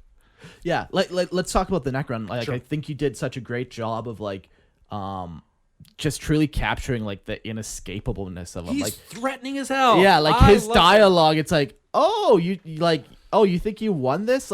I'm immortal, motherfucker. In the War in Heaven, they kill him and he comes right back. And he kills him again. He's Agent Smith. Let's be fair. He's jumping, but between frames. But by the modern 40K timeline, he also has something that I think Necron fans will really appreciate: is his phase technology. Sure, that was sweet too. And it's very hard because I know that there's the lore equivalent of when they are phasing at a smaller frame, you can't maybe do it all at once, or if you do, it takes more energy to do so. So he phases small parts of himself as he's moving through pillars and he's chasing after Benaruin. Yeah. And she, in her quick thinking, is like, I'm going to use this as an advantage because he's not doing the whole thing at once. And if he phases one part, I can get the other. Yeah. And he's still threatening enough to actually outplay that. Yeah. That it's not just like, I'm going to outthink him. Snap, snap. And Sure, problem solved after one time. Yeah. No, it's like he just keeps pretty much laughing at them, Wow. essentially. It's just such a terrifying, unstoppable force. And what beats him, right? How do you beat something that even can when phase? he's been beaten, he just comes back. But eventually, there's definitely an inevitability about Necron. So if you're managing to convey that, I'm for it. the voice, obviously. I'm not even gonna talk about the audio because all of it's just so good. It's how many times do we have to say it before people? Yeah, it's like pick 10 out of up? 10. But just pick it up. Just pick it up. It's gonna feel great to listen. You're gonna feel like you're there. Absolutely. Yeah. So that's kind of the story. At the end, so they're back in the Wraithbone complex or whatever, and the Overlord's chasing the two main Eldar characters, and they figure out how to beat them. And at one point, they learn to bluff, make that sword. Maybe this is the sword that killed you all those years ago. And the only reason that bluff works is because Jariella, with her foresight, is able to foresee the Skeins of Fate, Yeah. the Skeins of Fate to say this action will put if I put this sword in the water, it will be unearthed by a fisherman in 100 years, and that's going to get carried to another temple, and these aliens are going to be scared of it when lightning strikes, so they're going to take it somewhere else. And it's that very complex chess game that Eldar are so fun to watch when they play. And the only action she can think of is, I'm going to bluff, because it's clearly afraid of this blade, because Jariella put it in the... Really, she set the future for this weapon to arrive at the time when her far descendant will require it. And it's enough to really hold up and say, this has killed you before, and it can kill you again. That's a crazy focus. Like, you picked apart one of the true essential needs of the Eldari race, and that's that looking forward aspect. Anything I can do to help my race in the future is more important than anything I can do right now. And so that focus on forward looking and making an entire story, what a great choice, man. Well, I feel it's central to the setting. Is I looked at this and say, this is a story about ancestry, and I think it was also one I wrote while I was going through a lot of troubling times last year. And what the perspective that I had was that for everyone listening, we're all here on this planet at this time because our ancestors didn't die. Or they were able to carry on their legacy by having kids, by pushing forward, that they didn't give up, that they struggled through perseverance. Like, imagine our ancestors who were cave people, right? Yeah. Just they didn't step on the wrong tile and fall off a cliff, or they didn't succumb to a very cold night, or they helped someone who then helped them in return. By the sheer benefit of our ancestors, we carry that legacy of strength and of endurance and of survival. And because our ancestors didn't give up, we've inherited that strength. So the least that we can do is live our lives to the fullest and try to play into, I am the inheritor of a great persistence. And I think that is very important for the Eldar, that yes, they have gone through such a ringer through the stories, and we know that them as a race, they are the dying. You've got the Tower of the Young, you've got the Great Devourer, the Tyranids. The Eldar are the dying. What you do, the only thing you can do is to say, I'm going to look forward. For Benaruin, it's looking to the past to try to secure her present, and for Jariella in the past, it's looking to the future, because she realizes her present is forfeit. Right. The Necron are going to steamroll a lot of the known galaxy, but she knows that something's going to happen, that even broken, the ancestors will survive. And it's no mistake that Benaruin actually means, born of ruin in our Elder lexicon. So it's this idea of, the race hits a major low. Wow. But they're still able to hold on. And I prefer that for the Eldar too. The idea that, they're constantly losing. Yeah. But the options were, am I going to do an Avatar of Cain that gets beat up by space marines, or am I going to do something that really matters, And that was kind of where this story took place. And the War in Heaven is a really rich setting to play with. Zealot Eldar really were making me frisky listening to them fight in the War of Heaven, man. Like, I just want to do like that in 40K now, just a bunch of Zealot Eldar. They are so much fun because you realize that they have to restrain a lot for their path, and we do get that out of the Path of the Zealot. Anyone? A new best-selling book from Not a Games Workshop. It'll be Cold Open Stories, Lorehammer's favorite. I would love to actually just do an army of the Eldari from the War in Heaven. Like, with that, I think that would be where the fantasy line would actually play very well for those conversions. Just because it's really cool to see Eldar fully engrossed in their emotions. Sure. Before the kind of like a fully realized Eldar. Yeah. One who is more than capable of experiencing many different things at one time. Yeah, and I think that's why, again, these two hyper passionate individuals work well, but it's also, you realize they're already falling down that path of, you can only do one thing at a time. Sure. You've got you've got Lanthrolak, who's just impassioned, and Jariella, who's cool. And it's kind of like just a study on ourselves, whether or not you claim that you can be anything, be whoever, but inevitably you fall into your own path. Yep. Yeah. Your own hubrises for all. Yeah, absolutely.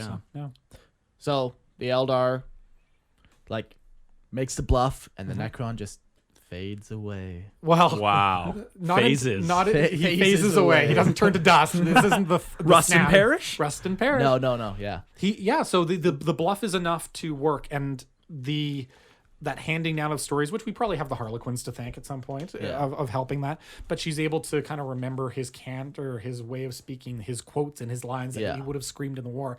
And you have a Necron that's like, hold the phone. I went to bed. I woke up and what is this? Now, my alarm clock says 60 million years. Yeah. And this is really familiar. And then you have the exact same blade. Wow. And you can't help but feel like, I overslept, but things have not, gone my way the way I was expecting. You're tapping the watch like, is this right?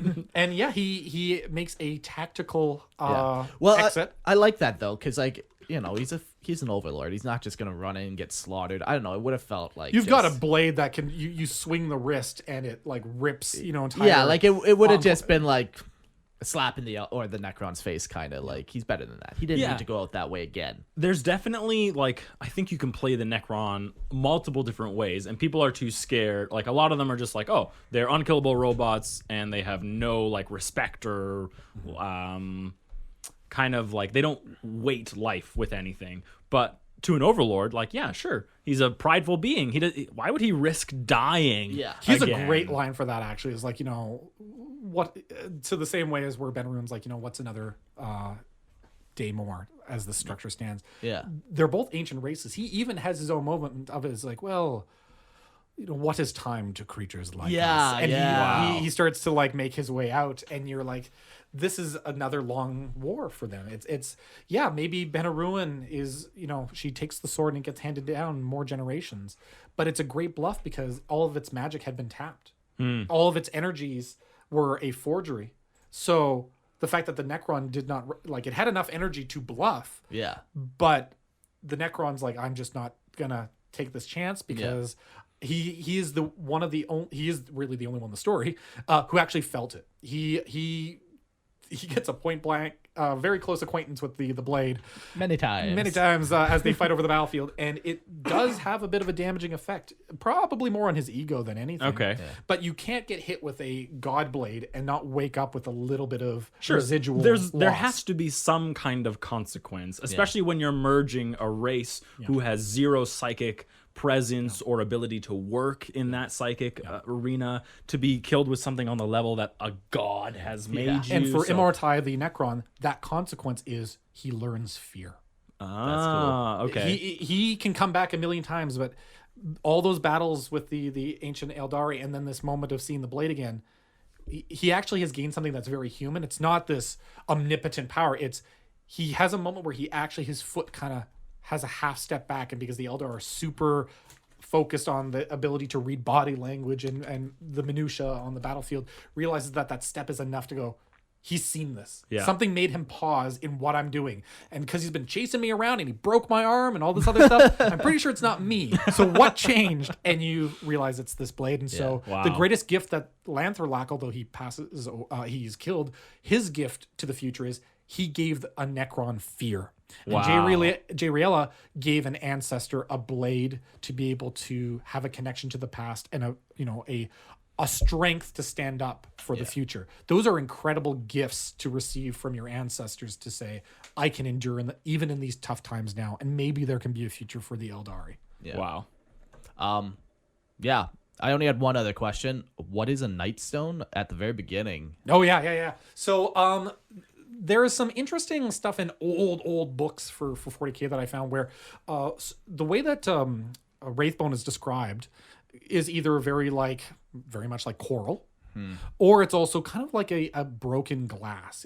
That's Aaron Dembski-Bowden's quote. Yeah. And so with those, I really like, well, maybe it's a little bit of column A, a little bit of column B. It's strong like coral, but it's got a sheen on it that has that kind of like slowly decaying glass stain for it. What that stone though is we imagine that we see Blackstone being used by Necrons in the current 40K as a way of dampening psychic energies. Or increasing.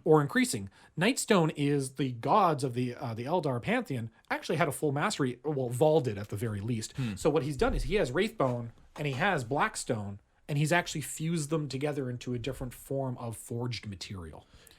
So he's able to, with this coral structure, there's this it's black stone, let's be fair. It is a black stone. I wonder what it could be. But it is the idea that when you encounter or you see this, it is something that Vol would have been able to play with. Yeah. And so it's just used to say, is he using it to amplify the powers within Wraithblade? Yeah. that he's Sure, having? it sounds like an alloy almost. That's like, it. So yeah. we're never given the exact example of, and nor should we, of what the gods are actually up to, what Right. they're doing or why they're doing it. We just can see that, well, they have some other things on the side. They're a lot more powerful, or they're at least playing at a different tier of what they're able to do. Yeah. That doesn't have an impact on the story. Maybe with the creation of the Swords of Vol. But we at least know that he should have been able to play with all of these different materials. He's the god of the forge for the Eldar. Right. Yeah. Cool.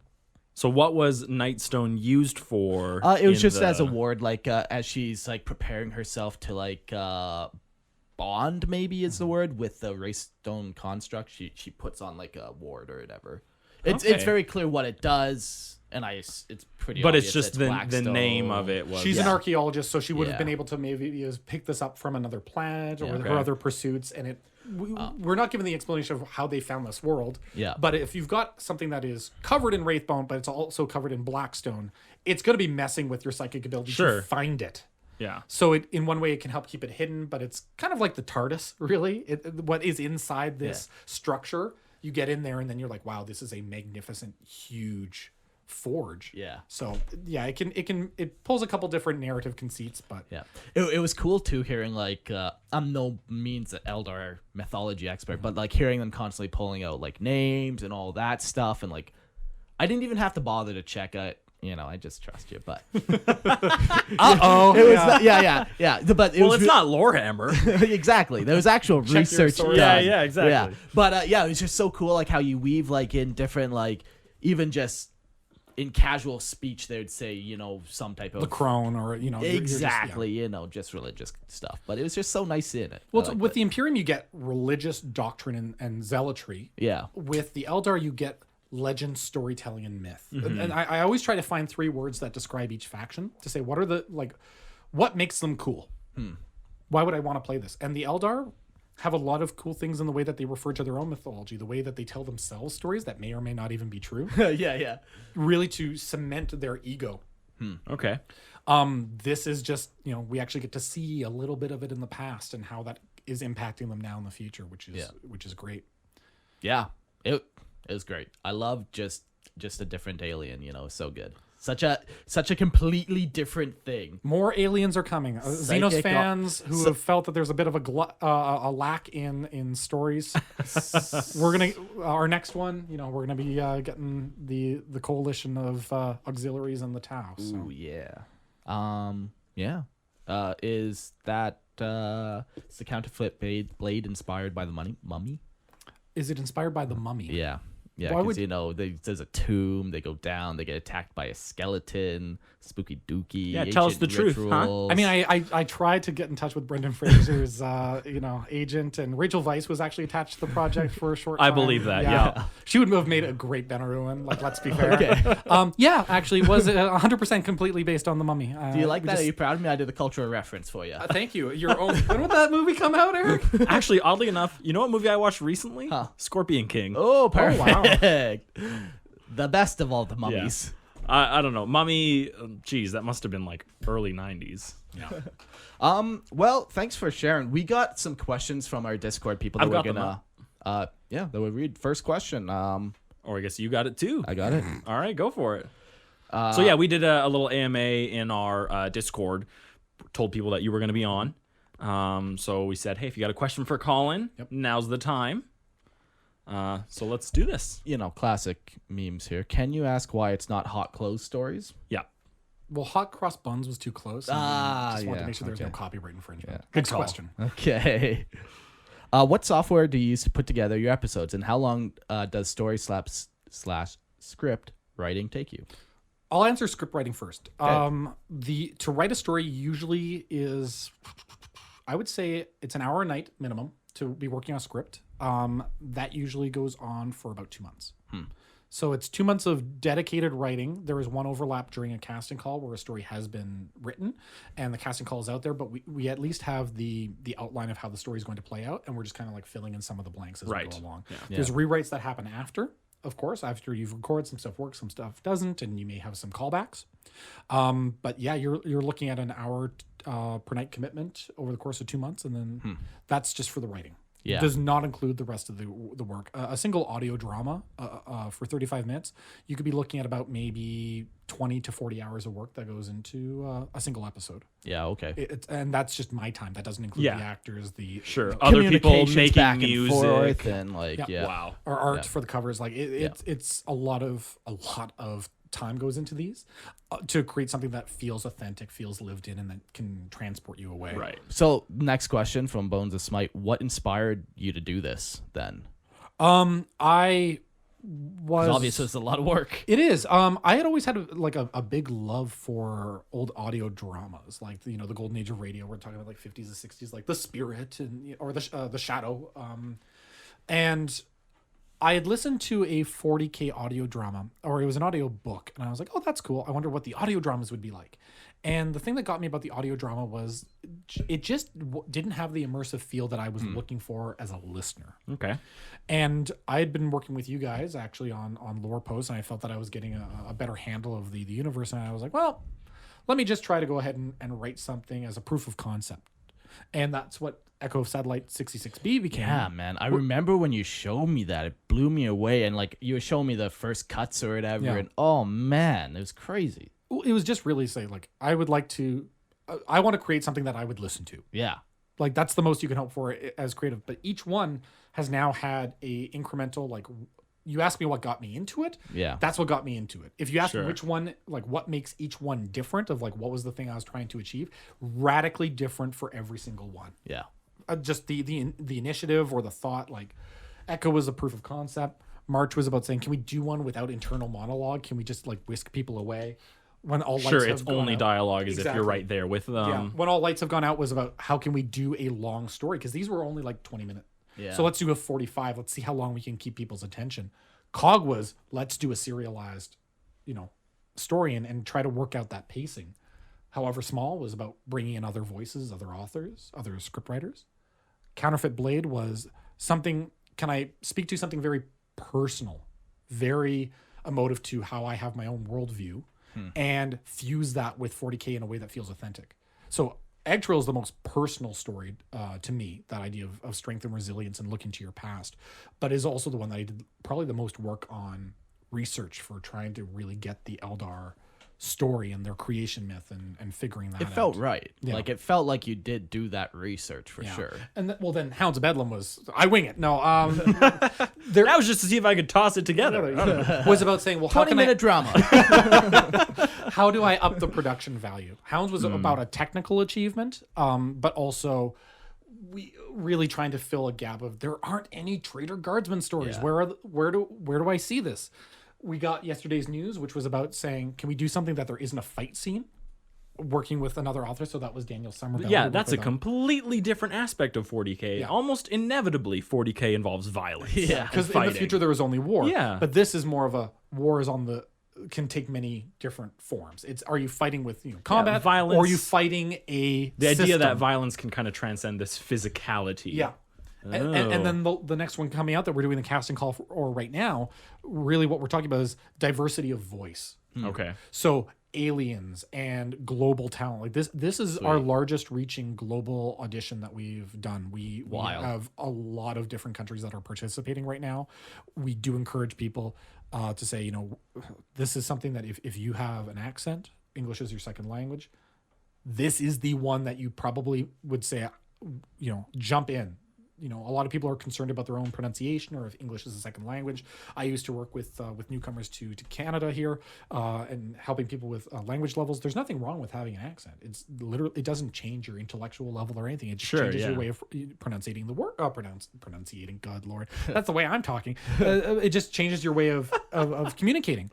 This is something that we're like, look, whether you are Pacific Islander, Malaysian, Chinese, Vietnamese, Korean, whether you are from Bulgaria, Bolivia, Argentina, Mexico, like there's so much different room that we can play with, because this is a coalition of different alien species all within the Tau.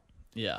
that would naturally invite a diversity of voices. Absolutely, We're yeah. very excited to be having that. We've Yeah, got a and couple here's some made up truly- alien races as well that communicate in their own ways. Some that have had one line in a codex, and we're like, cool, let's just do it. Let's blow that up into a larger alien, you know? Yeah. There's a lot of different kooky, fun stuff that we're doing there. And So that one's kind of just seeing about what kind of global reach you can really have. well, it's in about drawing bringing in everyone different voices, but the Right. story itself. So this one again is another short multi-part series. On the Hunter's Watch is about how do you bring humans in to an empire when they so widespread are a They're like the number one threat. number one threat to the rest of the galaxy. Yeah. So it's this idea of you're kind of playing with the Cold War and looking back at what influences of the Tower of what makes them cool. Mm-hmm. It's this idea of a coalition of aliens. It's the idea of how do you incorporate advanced technology, and it's this idea of kind of an interesting cultural exchange. So what does a Kroot bring to the battlefield that a Vespid is bringing in a different way? Yes. Yeah. And so playing with those, and then you get to humanity. It's like, well, can humans ever really be trusted? No, that's a very fair thought. Like, You're raised in an indoctrinated system from birth. When you have these recruits, I would say that this one's a little bit like, not overtly, but we've got some Manchurian Candidate vibes for humans that are working within the Tau Empire. We've definitely got my favorite first episode in terms of just combat and Foley. If you like battle suits and you like space combat and like mecha and Gundams and stuff, audition for this now. You are going to be getting some really cool stuff. And then again, we always deconstruct and we look at the relationships and the characters, and that will carry us through the rest of the story of saying, well, what is a human like when you're working with other aliens? It's going to be a bit paranoid. Yeah, I can't wait to hear it. It'll be good. Tau and Xenos are my favorite. Next question. What was your first experience of the setting of Warhammer? I was friends with this. I was friends, and her boyfriend played Warhammer, and she was like, "Yeah, I think you'd like this thing." So I went to the local hobby shop, and I think I've told this story on the show before. We go to the hobby shop, and what happens is he's got orcs. There's some Space Marine models there. He's like, "Yeah, I'm going to teach you how to play." And then he just completely steamrolled me. Like, did not even make it an enjoyable experience of like, and this is how you lose. I'm like, thanks for that. I had a great time. I'll be back. Isn't he a great guy? He's all right. This was like my high school experience. And so years and years later, I was, just found myself falling down that 40K Lexicanum wiki rabbit hole. Yeah. I listened to Lorehammer. I picked up Belisarius Call as my because it was the launch of like 8th, I think it was. Yeah. I picked him up. That was my very first model. I'm like, I'm going to paint this. Start big. Just, home run pitches all the time. Well, if it's big, it means there's more surface for your paintbrush, right? Exactly. It was a value. Easier. Yeah, that was a value proposition. I'm like, I'm going to make the money worth it. And then I started collecting AdMech and proceeded to whoop everyone that I played against except for Mark. And it was great. So. Well, if you out-cheat a cheater, you're a winner. Oh, what now? I don't even know the rules well enough to cheat. Thank you very much. All rules are rules if you play them as rules. Oh, yeah. That's right, yeah. Colin, why do you like killing sisters of battle? I didn't know you were a Grey Knight. That's the next question. That's what they're good for. In every story. No, I don't like killing them. I like making sure that they're well mutilated. Well, no. A sister's faith is always has to be in opposition to something. So trauma and pain are very close, friends of the sororitas, but there's such a resilience to not give up. And that's why they usually go through so much crap in the stories. There's obviously a bit of like narrative power creep that if you're going to have, 4 sisters going up against a Night Lord, is that necessarily a fair fight? We have to also say, well, what makes sense within universe? Astartes are, for me, the nuclear option. The minute you have one show up, they have to be able to be very capable in their combat doctrine and wreck house. Unfortunately, Astartes cannot make big mistakes. Yeah.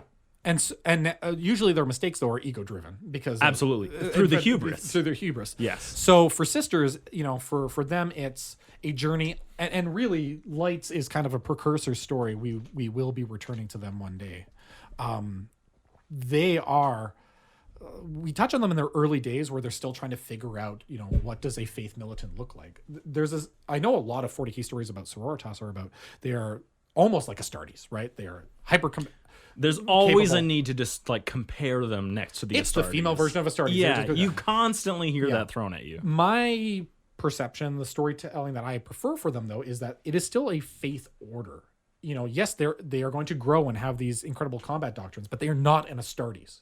Right. It is not a one-to-one They're a convent. comparison. It's a convent, and yes, they can be very combat capable, but they are also zealots, and that is what is both their boon and their crippling problem. Is they will get into a situation where the faith of the Emperor will protect me.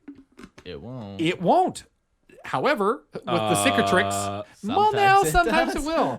Yes, sir, Inquisitor. I found 2 new heretics for you right in this room. I think My that when coordinates. Let me leave first, please. beep, beep, beep, beep, beep, beep. What's that red light? That's the period on. I just don't think it should be done. Part as, of my soul is now trapped in your body. You just got me murdered, you son of a bitch. No, you're gonna ascend. Oh. He ascends. I'm just looking at you like, I don't know how this happened.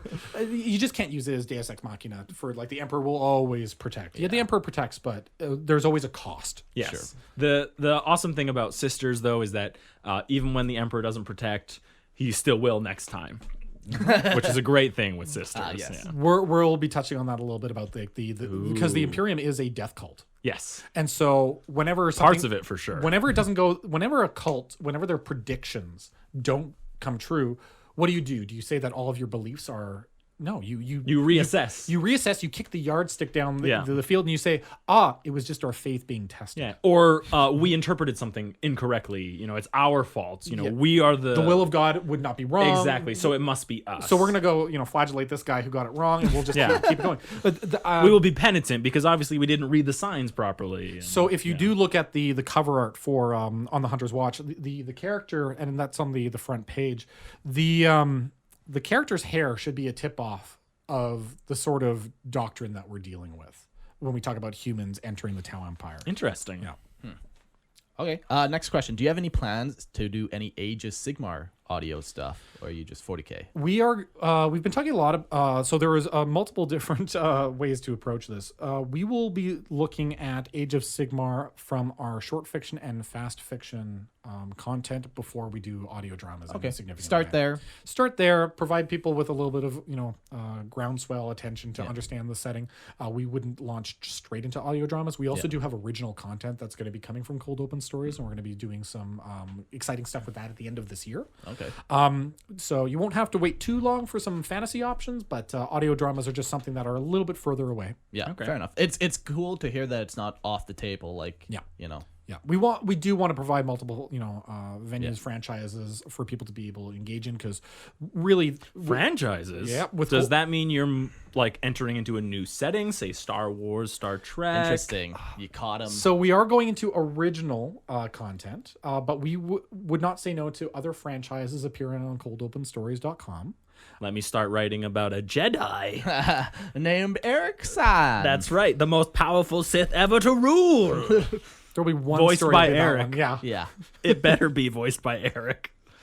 And remember, Colin. It's going to be Liam Neeson just to piss him off. It's just like, what? How did you do Well, that? I'm upset it's not me, but if it had to be someone. Be Liam Neeson, yeah. What podcasting site do you recommend for new podcasters? Hey, what do you For use? hosting? What do you use? I use Podbean. Podbean? Podbean. That was what we originally used too. I think it's honestly worth the price. Yeah, like all of this is paid for out of pocket. Like again, there is no Patreon or any sort of financial like way of giving back for Cold Open Stories.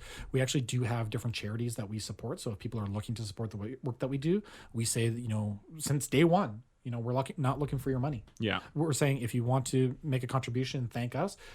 Put your money behind, mental health supports. Put it towards people with disabilities. Well, way to make me feel like an asshole. Well, this is Like just a just- different. It's a culture shift, right? Like, what we do is just. Every day I'm begging for money out there on the streets, Colin. I mean, What do you do for work that you have all this money? do not say that because people will think that it's. This is definitely a labor of love. Yeah. No, and it shows. It's a man. sacrifice. Like, it's crazy that you're not getting any compensation, which kind of brings into the next question. Like, What is the future? So this guy Spocknick asks, "What's the future of cold open stories look like? Where would you like to see it go? IG, would you want GW to hire you, man? Are you looking for a full-time gig out of this?" So the future for Cold Open is that we will continue to do fan fiction, and we want to show that fan fiction can be good. We have an editorial team that support the short fiction anthologies. We have the fast fiction writing contests that are judged by community, stalwarts within Warhammer, including Black Library, as well as other, Warhammer community personalities. We're going to be moving forward with, having the doors open to provide some original stories, stuff that isn't within the fan fiction lens for Warhammer. But we will continue with our Warhammer love. It's really something that's like, it's such a rich setting, and I will not consider my work done until each faction has a story that, is kind of our love letter, our tribute to them. Nice. So you're about 10% done. Yeah. A little way to go still. 20 more years. That's not bad. Yeah. You'll probably be done before they release all the Primarch models. Womp womp. Yeah. Right now we're at 4 per year. Okay. So if we're trying to use math that way, I am still hooped. This is still a chain around my neck. Are there any parts of any audio story that you'd like to do differently? You've kind of mentioned it a little bit. A little bit, like I can't hear my own voice and echo it. Yeah. It was done as a proof of concept. And also I'll admit, very first story, proof of concept. Did I have a strong handle on the franchise? I argue that didn't really start until kind of like halfway through Lights. March for Mars, there's stuff that I would rewrite really to play up more of the feudal component for them. I really think that Cog and Crimson, actually with halfway through Lights, and the way that the Sororitas are depicted, because again, it's early years. A lot of people don't share the same idea of what the Sororitas look like, because they want the 40k, hyper capable. They don't fight with each other because of faith.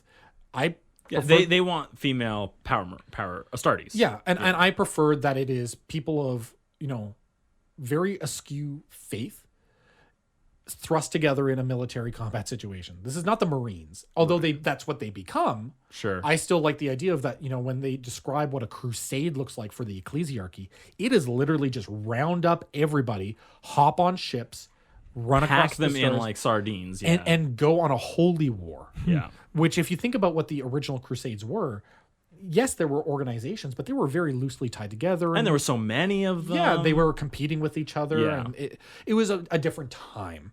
I like my sisters like that. That's me.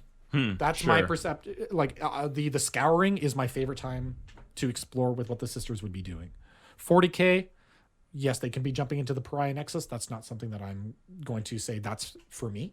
Yeah, and there's so many different stories. It's not like you're exploring a wrong aspect of it. No, You're just exploring a different one. And look at the timelines. Like, Cog and Crimson takes place after the opening of the Cicatrix Maledictum. Right. That is a story I'm like, yes, that makes a lot of sense, because theirs is about exploration, the journey of knowledge. And for them, it's about getting the Fort Pilgrimage back across the Warp Scar on their pilgrimage to get back to Mars. Right.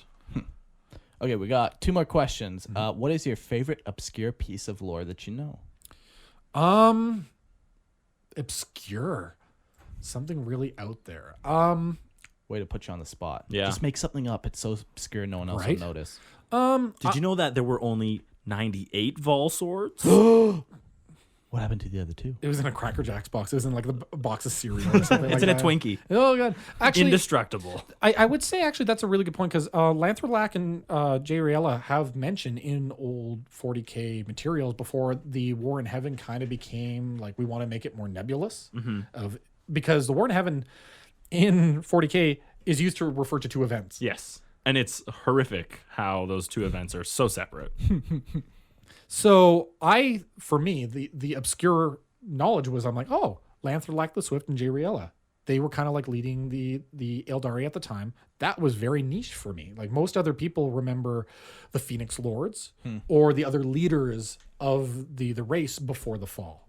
And then after the fall, it's like, all right, so we got Kamara, we've got Vect, and then we've got, Eldrad. Like, those are kind of like the big ones that people know. Yeah. So I'm like, well, what's obscure? What do I like? I really do like the Eldar myths are kind of neat and obscure for me. Obscure, I mean, like, it's known to people who follow the faction. I just love that Skitarii have their legs shaved down, not cut off. Round down. Yeah, I think To experience the pain. I think that's kind of obscure. You have to be deep in the faction. I think that is horrific. Yeah, that's definitely something I learned on the podcast. So no, that was a good one. I thought it was a great time to become a Skitari. It's just Not prosthetics. anymore. It's a long way up, not just chopped off of the knee. It's a restart toe to a joint. So.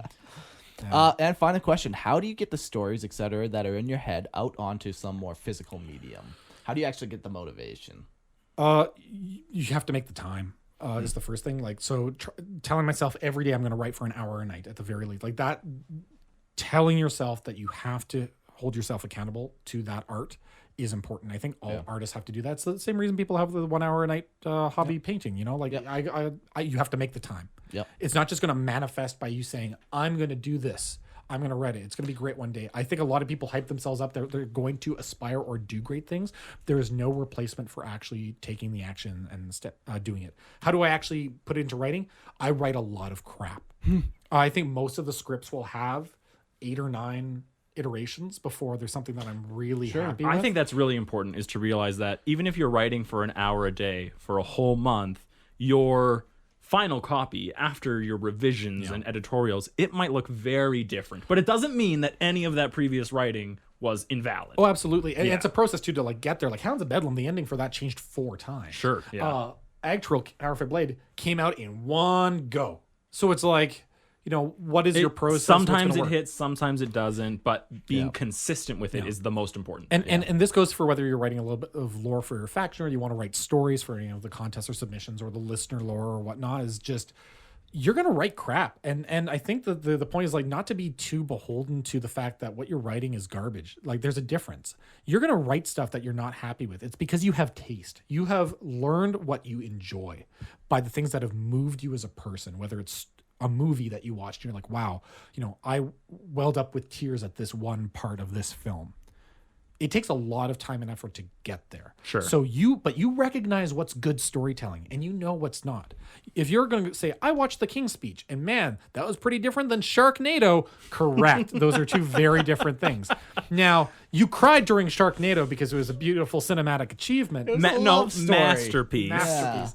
But you still... And the only problem with Sharknado... The only problem is that there could have been more sharks and more tornadoes. I agree. I think that was But that's really why we missing. got Sharknado. That's exactly why we got it's it. fine. Yeah, they definitely rectified that problem. They rectified it. Anyway, The point is just don't be afraid of putting out content and then looking at it going, I don't like this, because absolutely your tastes are going to exceed your talent from the beginning, and you're always going to be chasing and trying to do something better and different each time, and that's good. It's actually, you go online and you see people painting incredible models and you go, well, I'm never going to pick up a brush because I'm never going to be as good as that. It's that mundanity, that feeling of whatever I'm going to do is going to be mundane, and that fear of even attempting to do it is garbage. And I will put... It's pretty poisonous. Yeah. It's very poisonous because you just go, wow, look at all these other great people. You do not see all the poor models or the journey that people have curated out of their social feed to get someplace. You do not see, you know, how many weird or cuts of the audio dramas did not work. Yeah. And how some endings had to be rewritten or changed. Doesn't happen as much, which I'm very thankful for. And, you know, as I'm going on, I'm a lot happier with where we're ending. But there's still stuff that I look back on and go, oof, that I wish I would have had more time or done more. But you have to always be creating, set yourself timelines and say, I got to release this to the world. It's got to go out there. I feel like that's a pretty standard response for almost any creative process that you want to go through. It's making sure that you're putting effort in to do it continuously, and then understanding that you'll always be growing and learning and changing. And there's no one who's like, yeah, I've reached my peak and, you know, everything I churn out from this point on is going to be gold. Like, no one does that. Everyone works and works and works at what they do. And throw out stuff that's not working. Don't become too attached to an idea. If be it's not okay working, with receiving criticism is huge in like creative circles. And that's also hard because we become very attached to our things. Absolutely. We have like a good little channel in our Discord where people can like go there and feel free to get criticized nicely, which is very helpful. Gotta have the Oreo sandwich. Yeah, it's a great starting point. I like that. No, I like that a lot. That's the same feedback that I give is, you know, lead with something you liked, really get into the nitty gritty of some things that could be, you know, constructive, and end with, you know, reinforce with another like great. Yeah. Yeah. That's why you get double stuffed Oreos. A lot of negative. No. Then I start working in peanut butter and chocolate, and it gets a whole mess in there. And then man. you dip them in chocolate, and then you started frying them. Yeah, in my Deep crazy frying? days, Yeah. yes, I did for sure. How's your health, Eric? Not great. Didn't think so. Pooped out an Oreo shape the other day. I thought that was a chicken nugget. Why are you going through my stools, Colin? I just need to make sure you're feeling okay. I'm a little Okay. concerned. I watch your house. You go through my stools. Your garbage too. Okay, I'm making Yeah. sure what your eating habits are. I like that. Eric, it seems like you ordered takeout for 14 days in a row. That wasn't. 4 people, even That though you only doesn't have sound 2 like in your me. house. And every single order was either fried chicken or Cake. cake. Just cake. There's oil and cake. There's a lot of different ways that people can engage and create their creativity and also knowing where you want to start. For example, the audio dramas and voice acting. Do not be afraid just to give an intent. And I would actually say swing for the fences. Do something that is like reserved and do something that's crazy. Try both. The short fiction anthologies are great because when people submit, if they are selected, we actually provide editorial support. If they're not selected, we actually still give feedback. Sure, maybe not as a super thorough one, but you're still getting some pointers. Yeah. The fast fiction contest is a contest. That's 1,000 words, one theme, one winner. Right. And when people get into that, it's a little bit more cutthroat. We're not going to be giving you feedback, but you get the biggest internet points by winning. Sure. And then we have Inquisitor Doctrina Malum, which is our immersive writing game. And that's really if you had the SCP Foundation, but it was set with Inquisitors, that's what that is. So there's multiple different ways. If you want to write little articles for that about different threats to the Imperium, you want to enter a contest to really try to hone your skill down to 1,000 words, or you have a story that's just been burning in your heart you want to do, or you want to voice act and be a crazy alien or an even crazier human being. There's different ways that people can engage in this hobby we all love. Yeah. Don't be shy. Don't be shy. Do whatever you want. Really. Yeah. So going forward, if you had one thing you're most excited for going forward with Cold Open, what do you think it's going to be? Well, I have to say that we have so many things on the run right now. That's the thing. It seems like you have so many different little things. The thing I'm really excited for is all of it. No answer. Boo. Oh, you're on your website. Pick one of these tabs here. Which one of these is your favorite? Hey, I see. I'm looking at all your accolades and awards that you've got so far. Yeah. One of them is from Australia. That's not even a real place. Oh, you're making up awards. Oh, look at me. I'm Colin. I'm winning Australia Top 100 Drama Podcast, but it's not even real. Well, the other ones I'm sure for the Australian listeners. We're very fortunate that we get attention outside of just 40K circles. Absolutely, yeah. You know what? There's how many accolades up here? Over 5, because that's all I can count. That's all you can count. That's how many fingers I have. Yeah. But man, every single one of those is deserved and Thank you. earned. Thank you. No, they've been great fun. I'm really excited for that. Some of them came from different podcast trackers, aggregators, like podcast awards. The ones that I'm most fond of are the Audioverse Awards, where people have actually nominated us. And so last year we got Best New Audio Play with Cog and Crimson, and we had 3 Best Performance Supporting Role as well. Yeah. This year though, we're going in with some big pieces. We've got Agtril, we've got Hounds of Bedlam, we've got Yesterday's News. Like those, they're good, man. Those 3, I'll go to the award circuit with those and hope that any of them get any sort of attention. So I've never listened to an audio drama. The only other one I had, but previous to other than Cold Open Stories, was Stormlight Archives, big thick book by Brandon Sanderson. And I listened to that as an audio drama. So it's my first experience kind of with soundtracks and kind of alternative ways, whatever. Man, it's right up there. And this is done by a professional production company. It's their job to put out these audio dramas and everything. And I honestly don't know if I could tell the difference between the quality of the two. I'll take that. I'll take that. That means a lot. Like if you were to put them next to each other, like, done by the same company, you know? I mean, the only, because one of the questions you asked is what would I do if Games Workshop came knocking, is I'm like, well, I did that social post a little while ago on Instagram where it's like, Oh, that got me. oh, I know it would have. There's been a lot of stuff happening in the community where all these animations are getting picked up and put behind. Yeah, Games Workshop Warhammer it looks like they're really trying to spread their fingers right now. Yeah, they're trying to pick up fan works and put them behind their paywall, really to have a product to then give to customers. I will say though, they already have their own audio dramas that come out. They have a pipeline for that. I do not expect any further conversations between me and them to do something official for them. That said, I have had communications with Games Workshop, and they're not going to be closing down Cold Open for anything to be put behind paywalls or putting it within their auspices. Yeah. Because we are aggressively fan driven. Right. There is no it is official. There is no financials trading hands here. We're actually trying to help people grow to become better writers, as well as to engage in the hobby in different ways, and also to create some products that can draw new people in with the audio dramas or the anthology and contest. Yeah. Yeah, and you even said it earlier, just how brain fart. I didn't say that. No, you were talking earlier just about how it's just on the tip of my tongue, man. Oh, it's so He's vamping close. for time. Yeah. We should I talk know. about something. Well, you guys Yeah, remember. no. We'll come back to it. Rigo, what you were talking about? We were talking about how it's fan driven and it's We're solely so close. We're so close there. yeah. Well, it's won't Games Workshop happen. has their own stuff. Oh, okay, we're so close. Keep we are okay. For people who are listening, we are watching the full deconstruction of Mark's brain. This is like he's fading away, it's turning to ash. Yeah. Well, it's gone. His It was mouth will be good. the It'll last come thing to back. go, like the Cheshire Cat. It'll just be like, and I hate Primera. Oh no, okay, so that's the nice thing. Like if you did work for GW, you would then be beholden to them. And like you said earlier, like these stories that you tell, you don't want them to be these standard kind of stories. You like that creative liberty where you can kind of just do whatever you want. You can pick this weird psychic archaeology story and you're not pushing a model line on somebody. I think that is just a point of the freedom that this is afforded, is you can tell stories that probably would not fit into a standard mandate. Yeah. Because it's not selling a product. Exactly. I mean, if I turn however small, however hidden, yes, it's a gene stealer story, and there's like mention that you can have mentioned of the models, but it is told from a human perspective. Are you going to have a father and his son and a little baby set to purchase? Yeah. When's the Imperial civilian, line going to come out so you can have them on the battlefield? You put them on Battlefield just as like scatter terrain.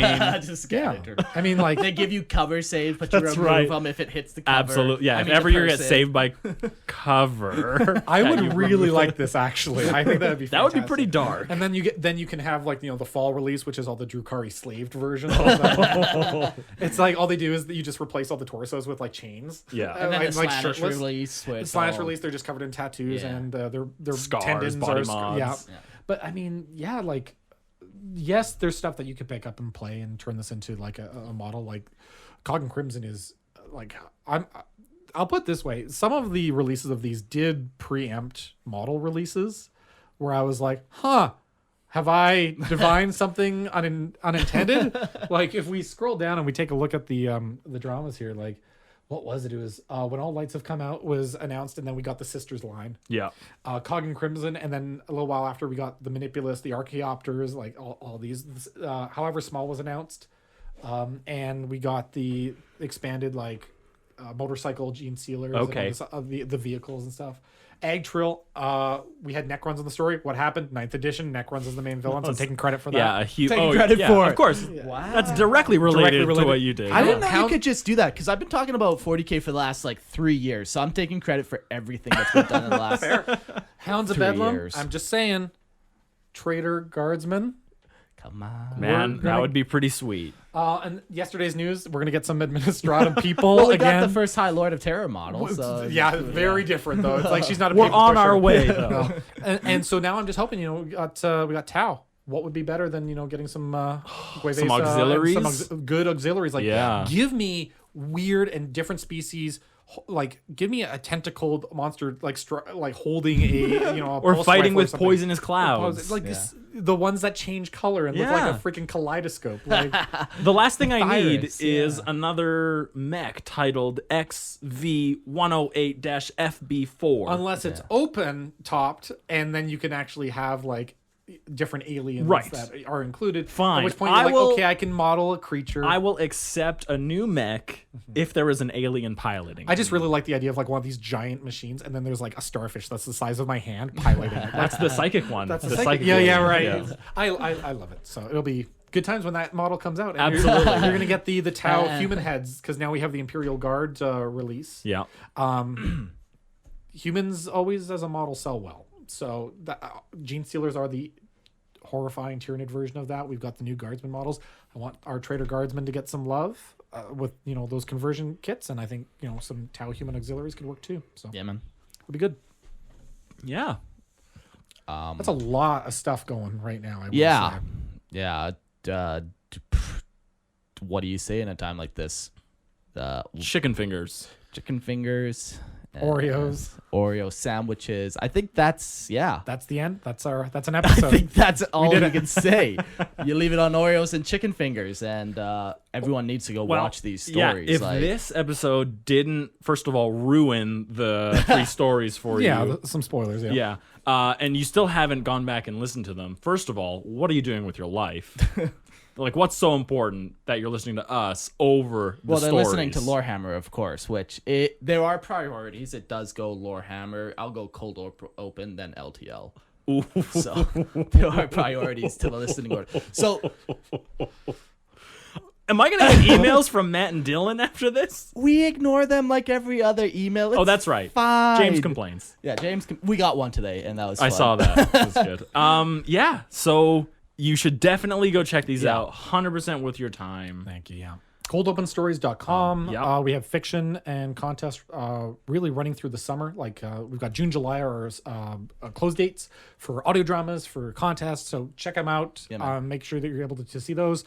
Follow on the socials at Cold Open Stories. You're also able to pick up some teasers of the upcoming material as they're coming out, which is great because right now you can hear some great stuff of what our Tau audio drama is going to sound like, and it is French Kiss. It's great. Very nice. Well, from me and I'm sure the rest of the community, man, thanks for doing what you're doing with these. Like, it's truly, it takes time, it takes skill, and you pull it off amazingly, man. Like, it's funny. People are like, "Oh yeah, Lorehammer." It's like, I'm just talking into a microphone. It doesn't take any skill.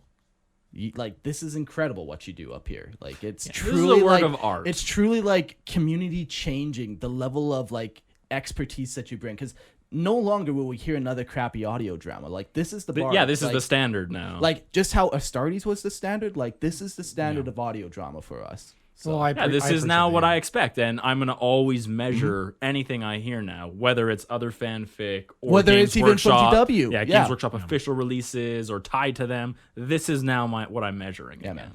Well, it won't cost you a cent. Yeah. So And even that, like, thank you, man. Like, Yeah. it's incredible what you're doing for just advancing 40K.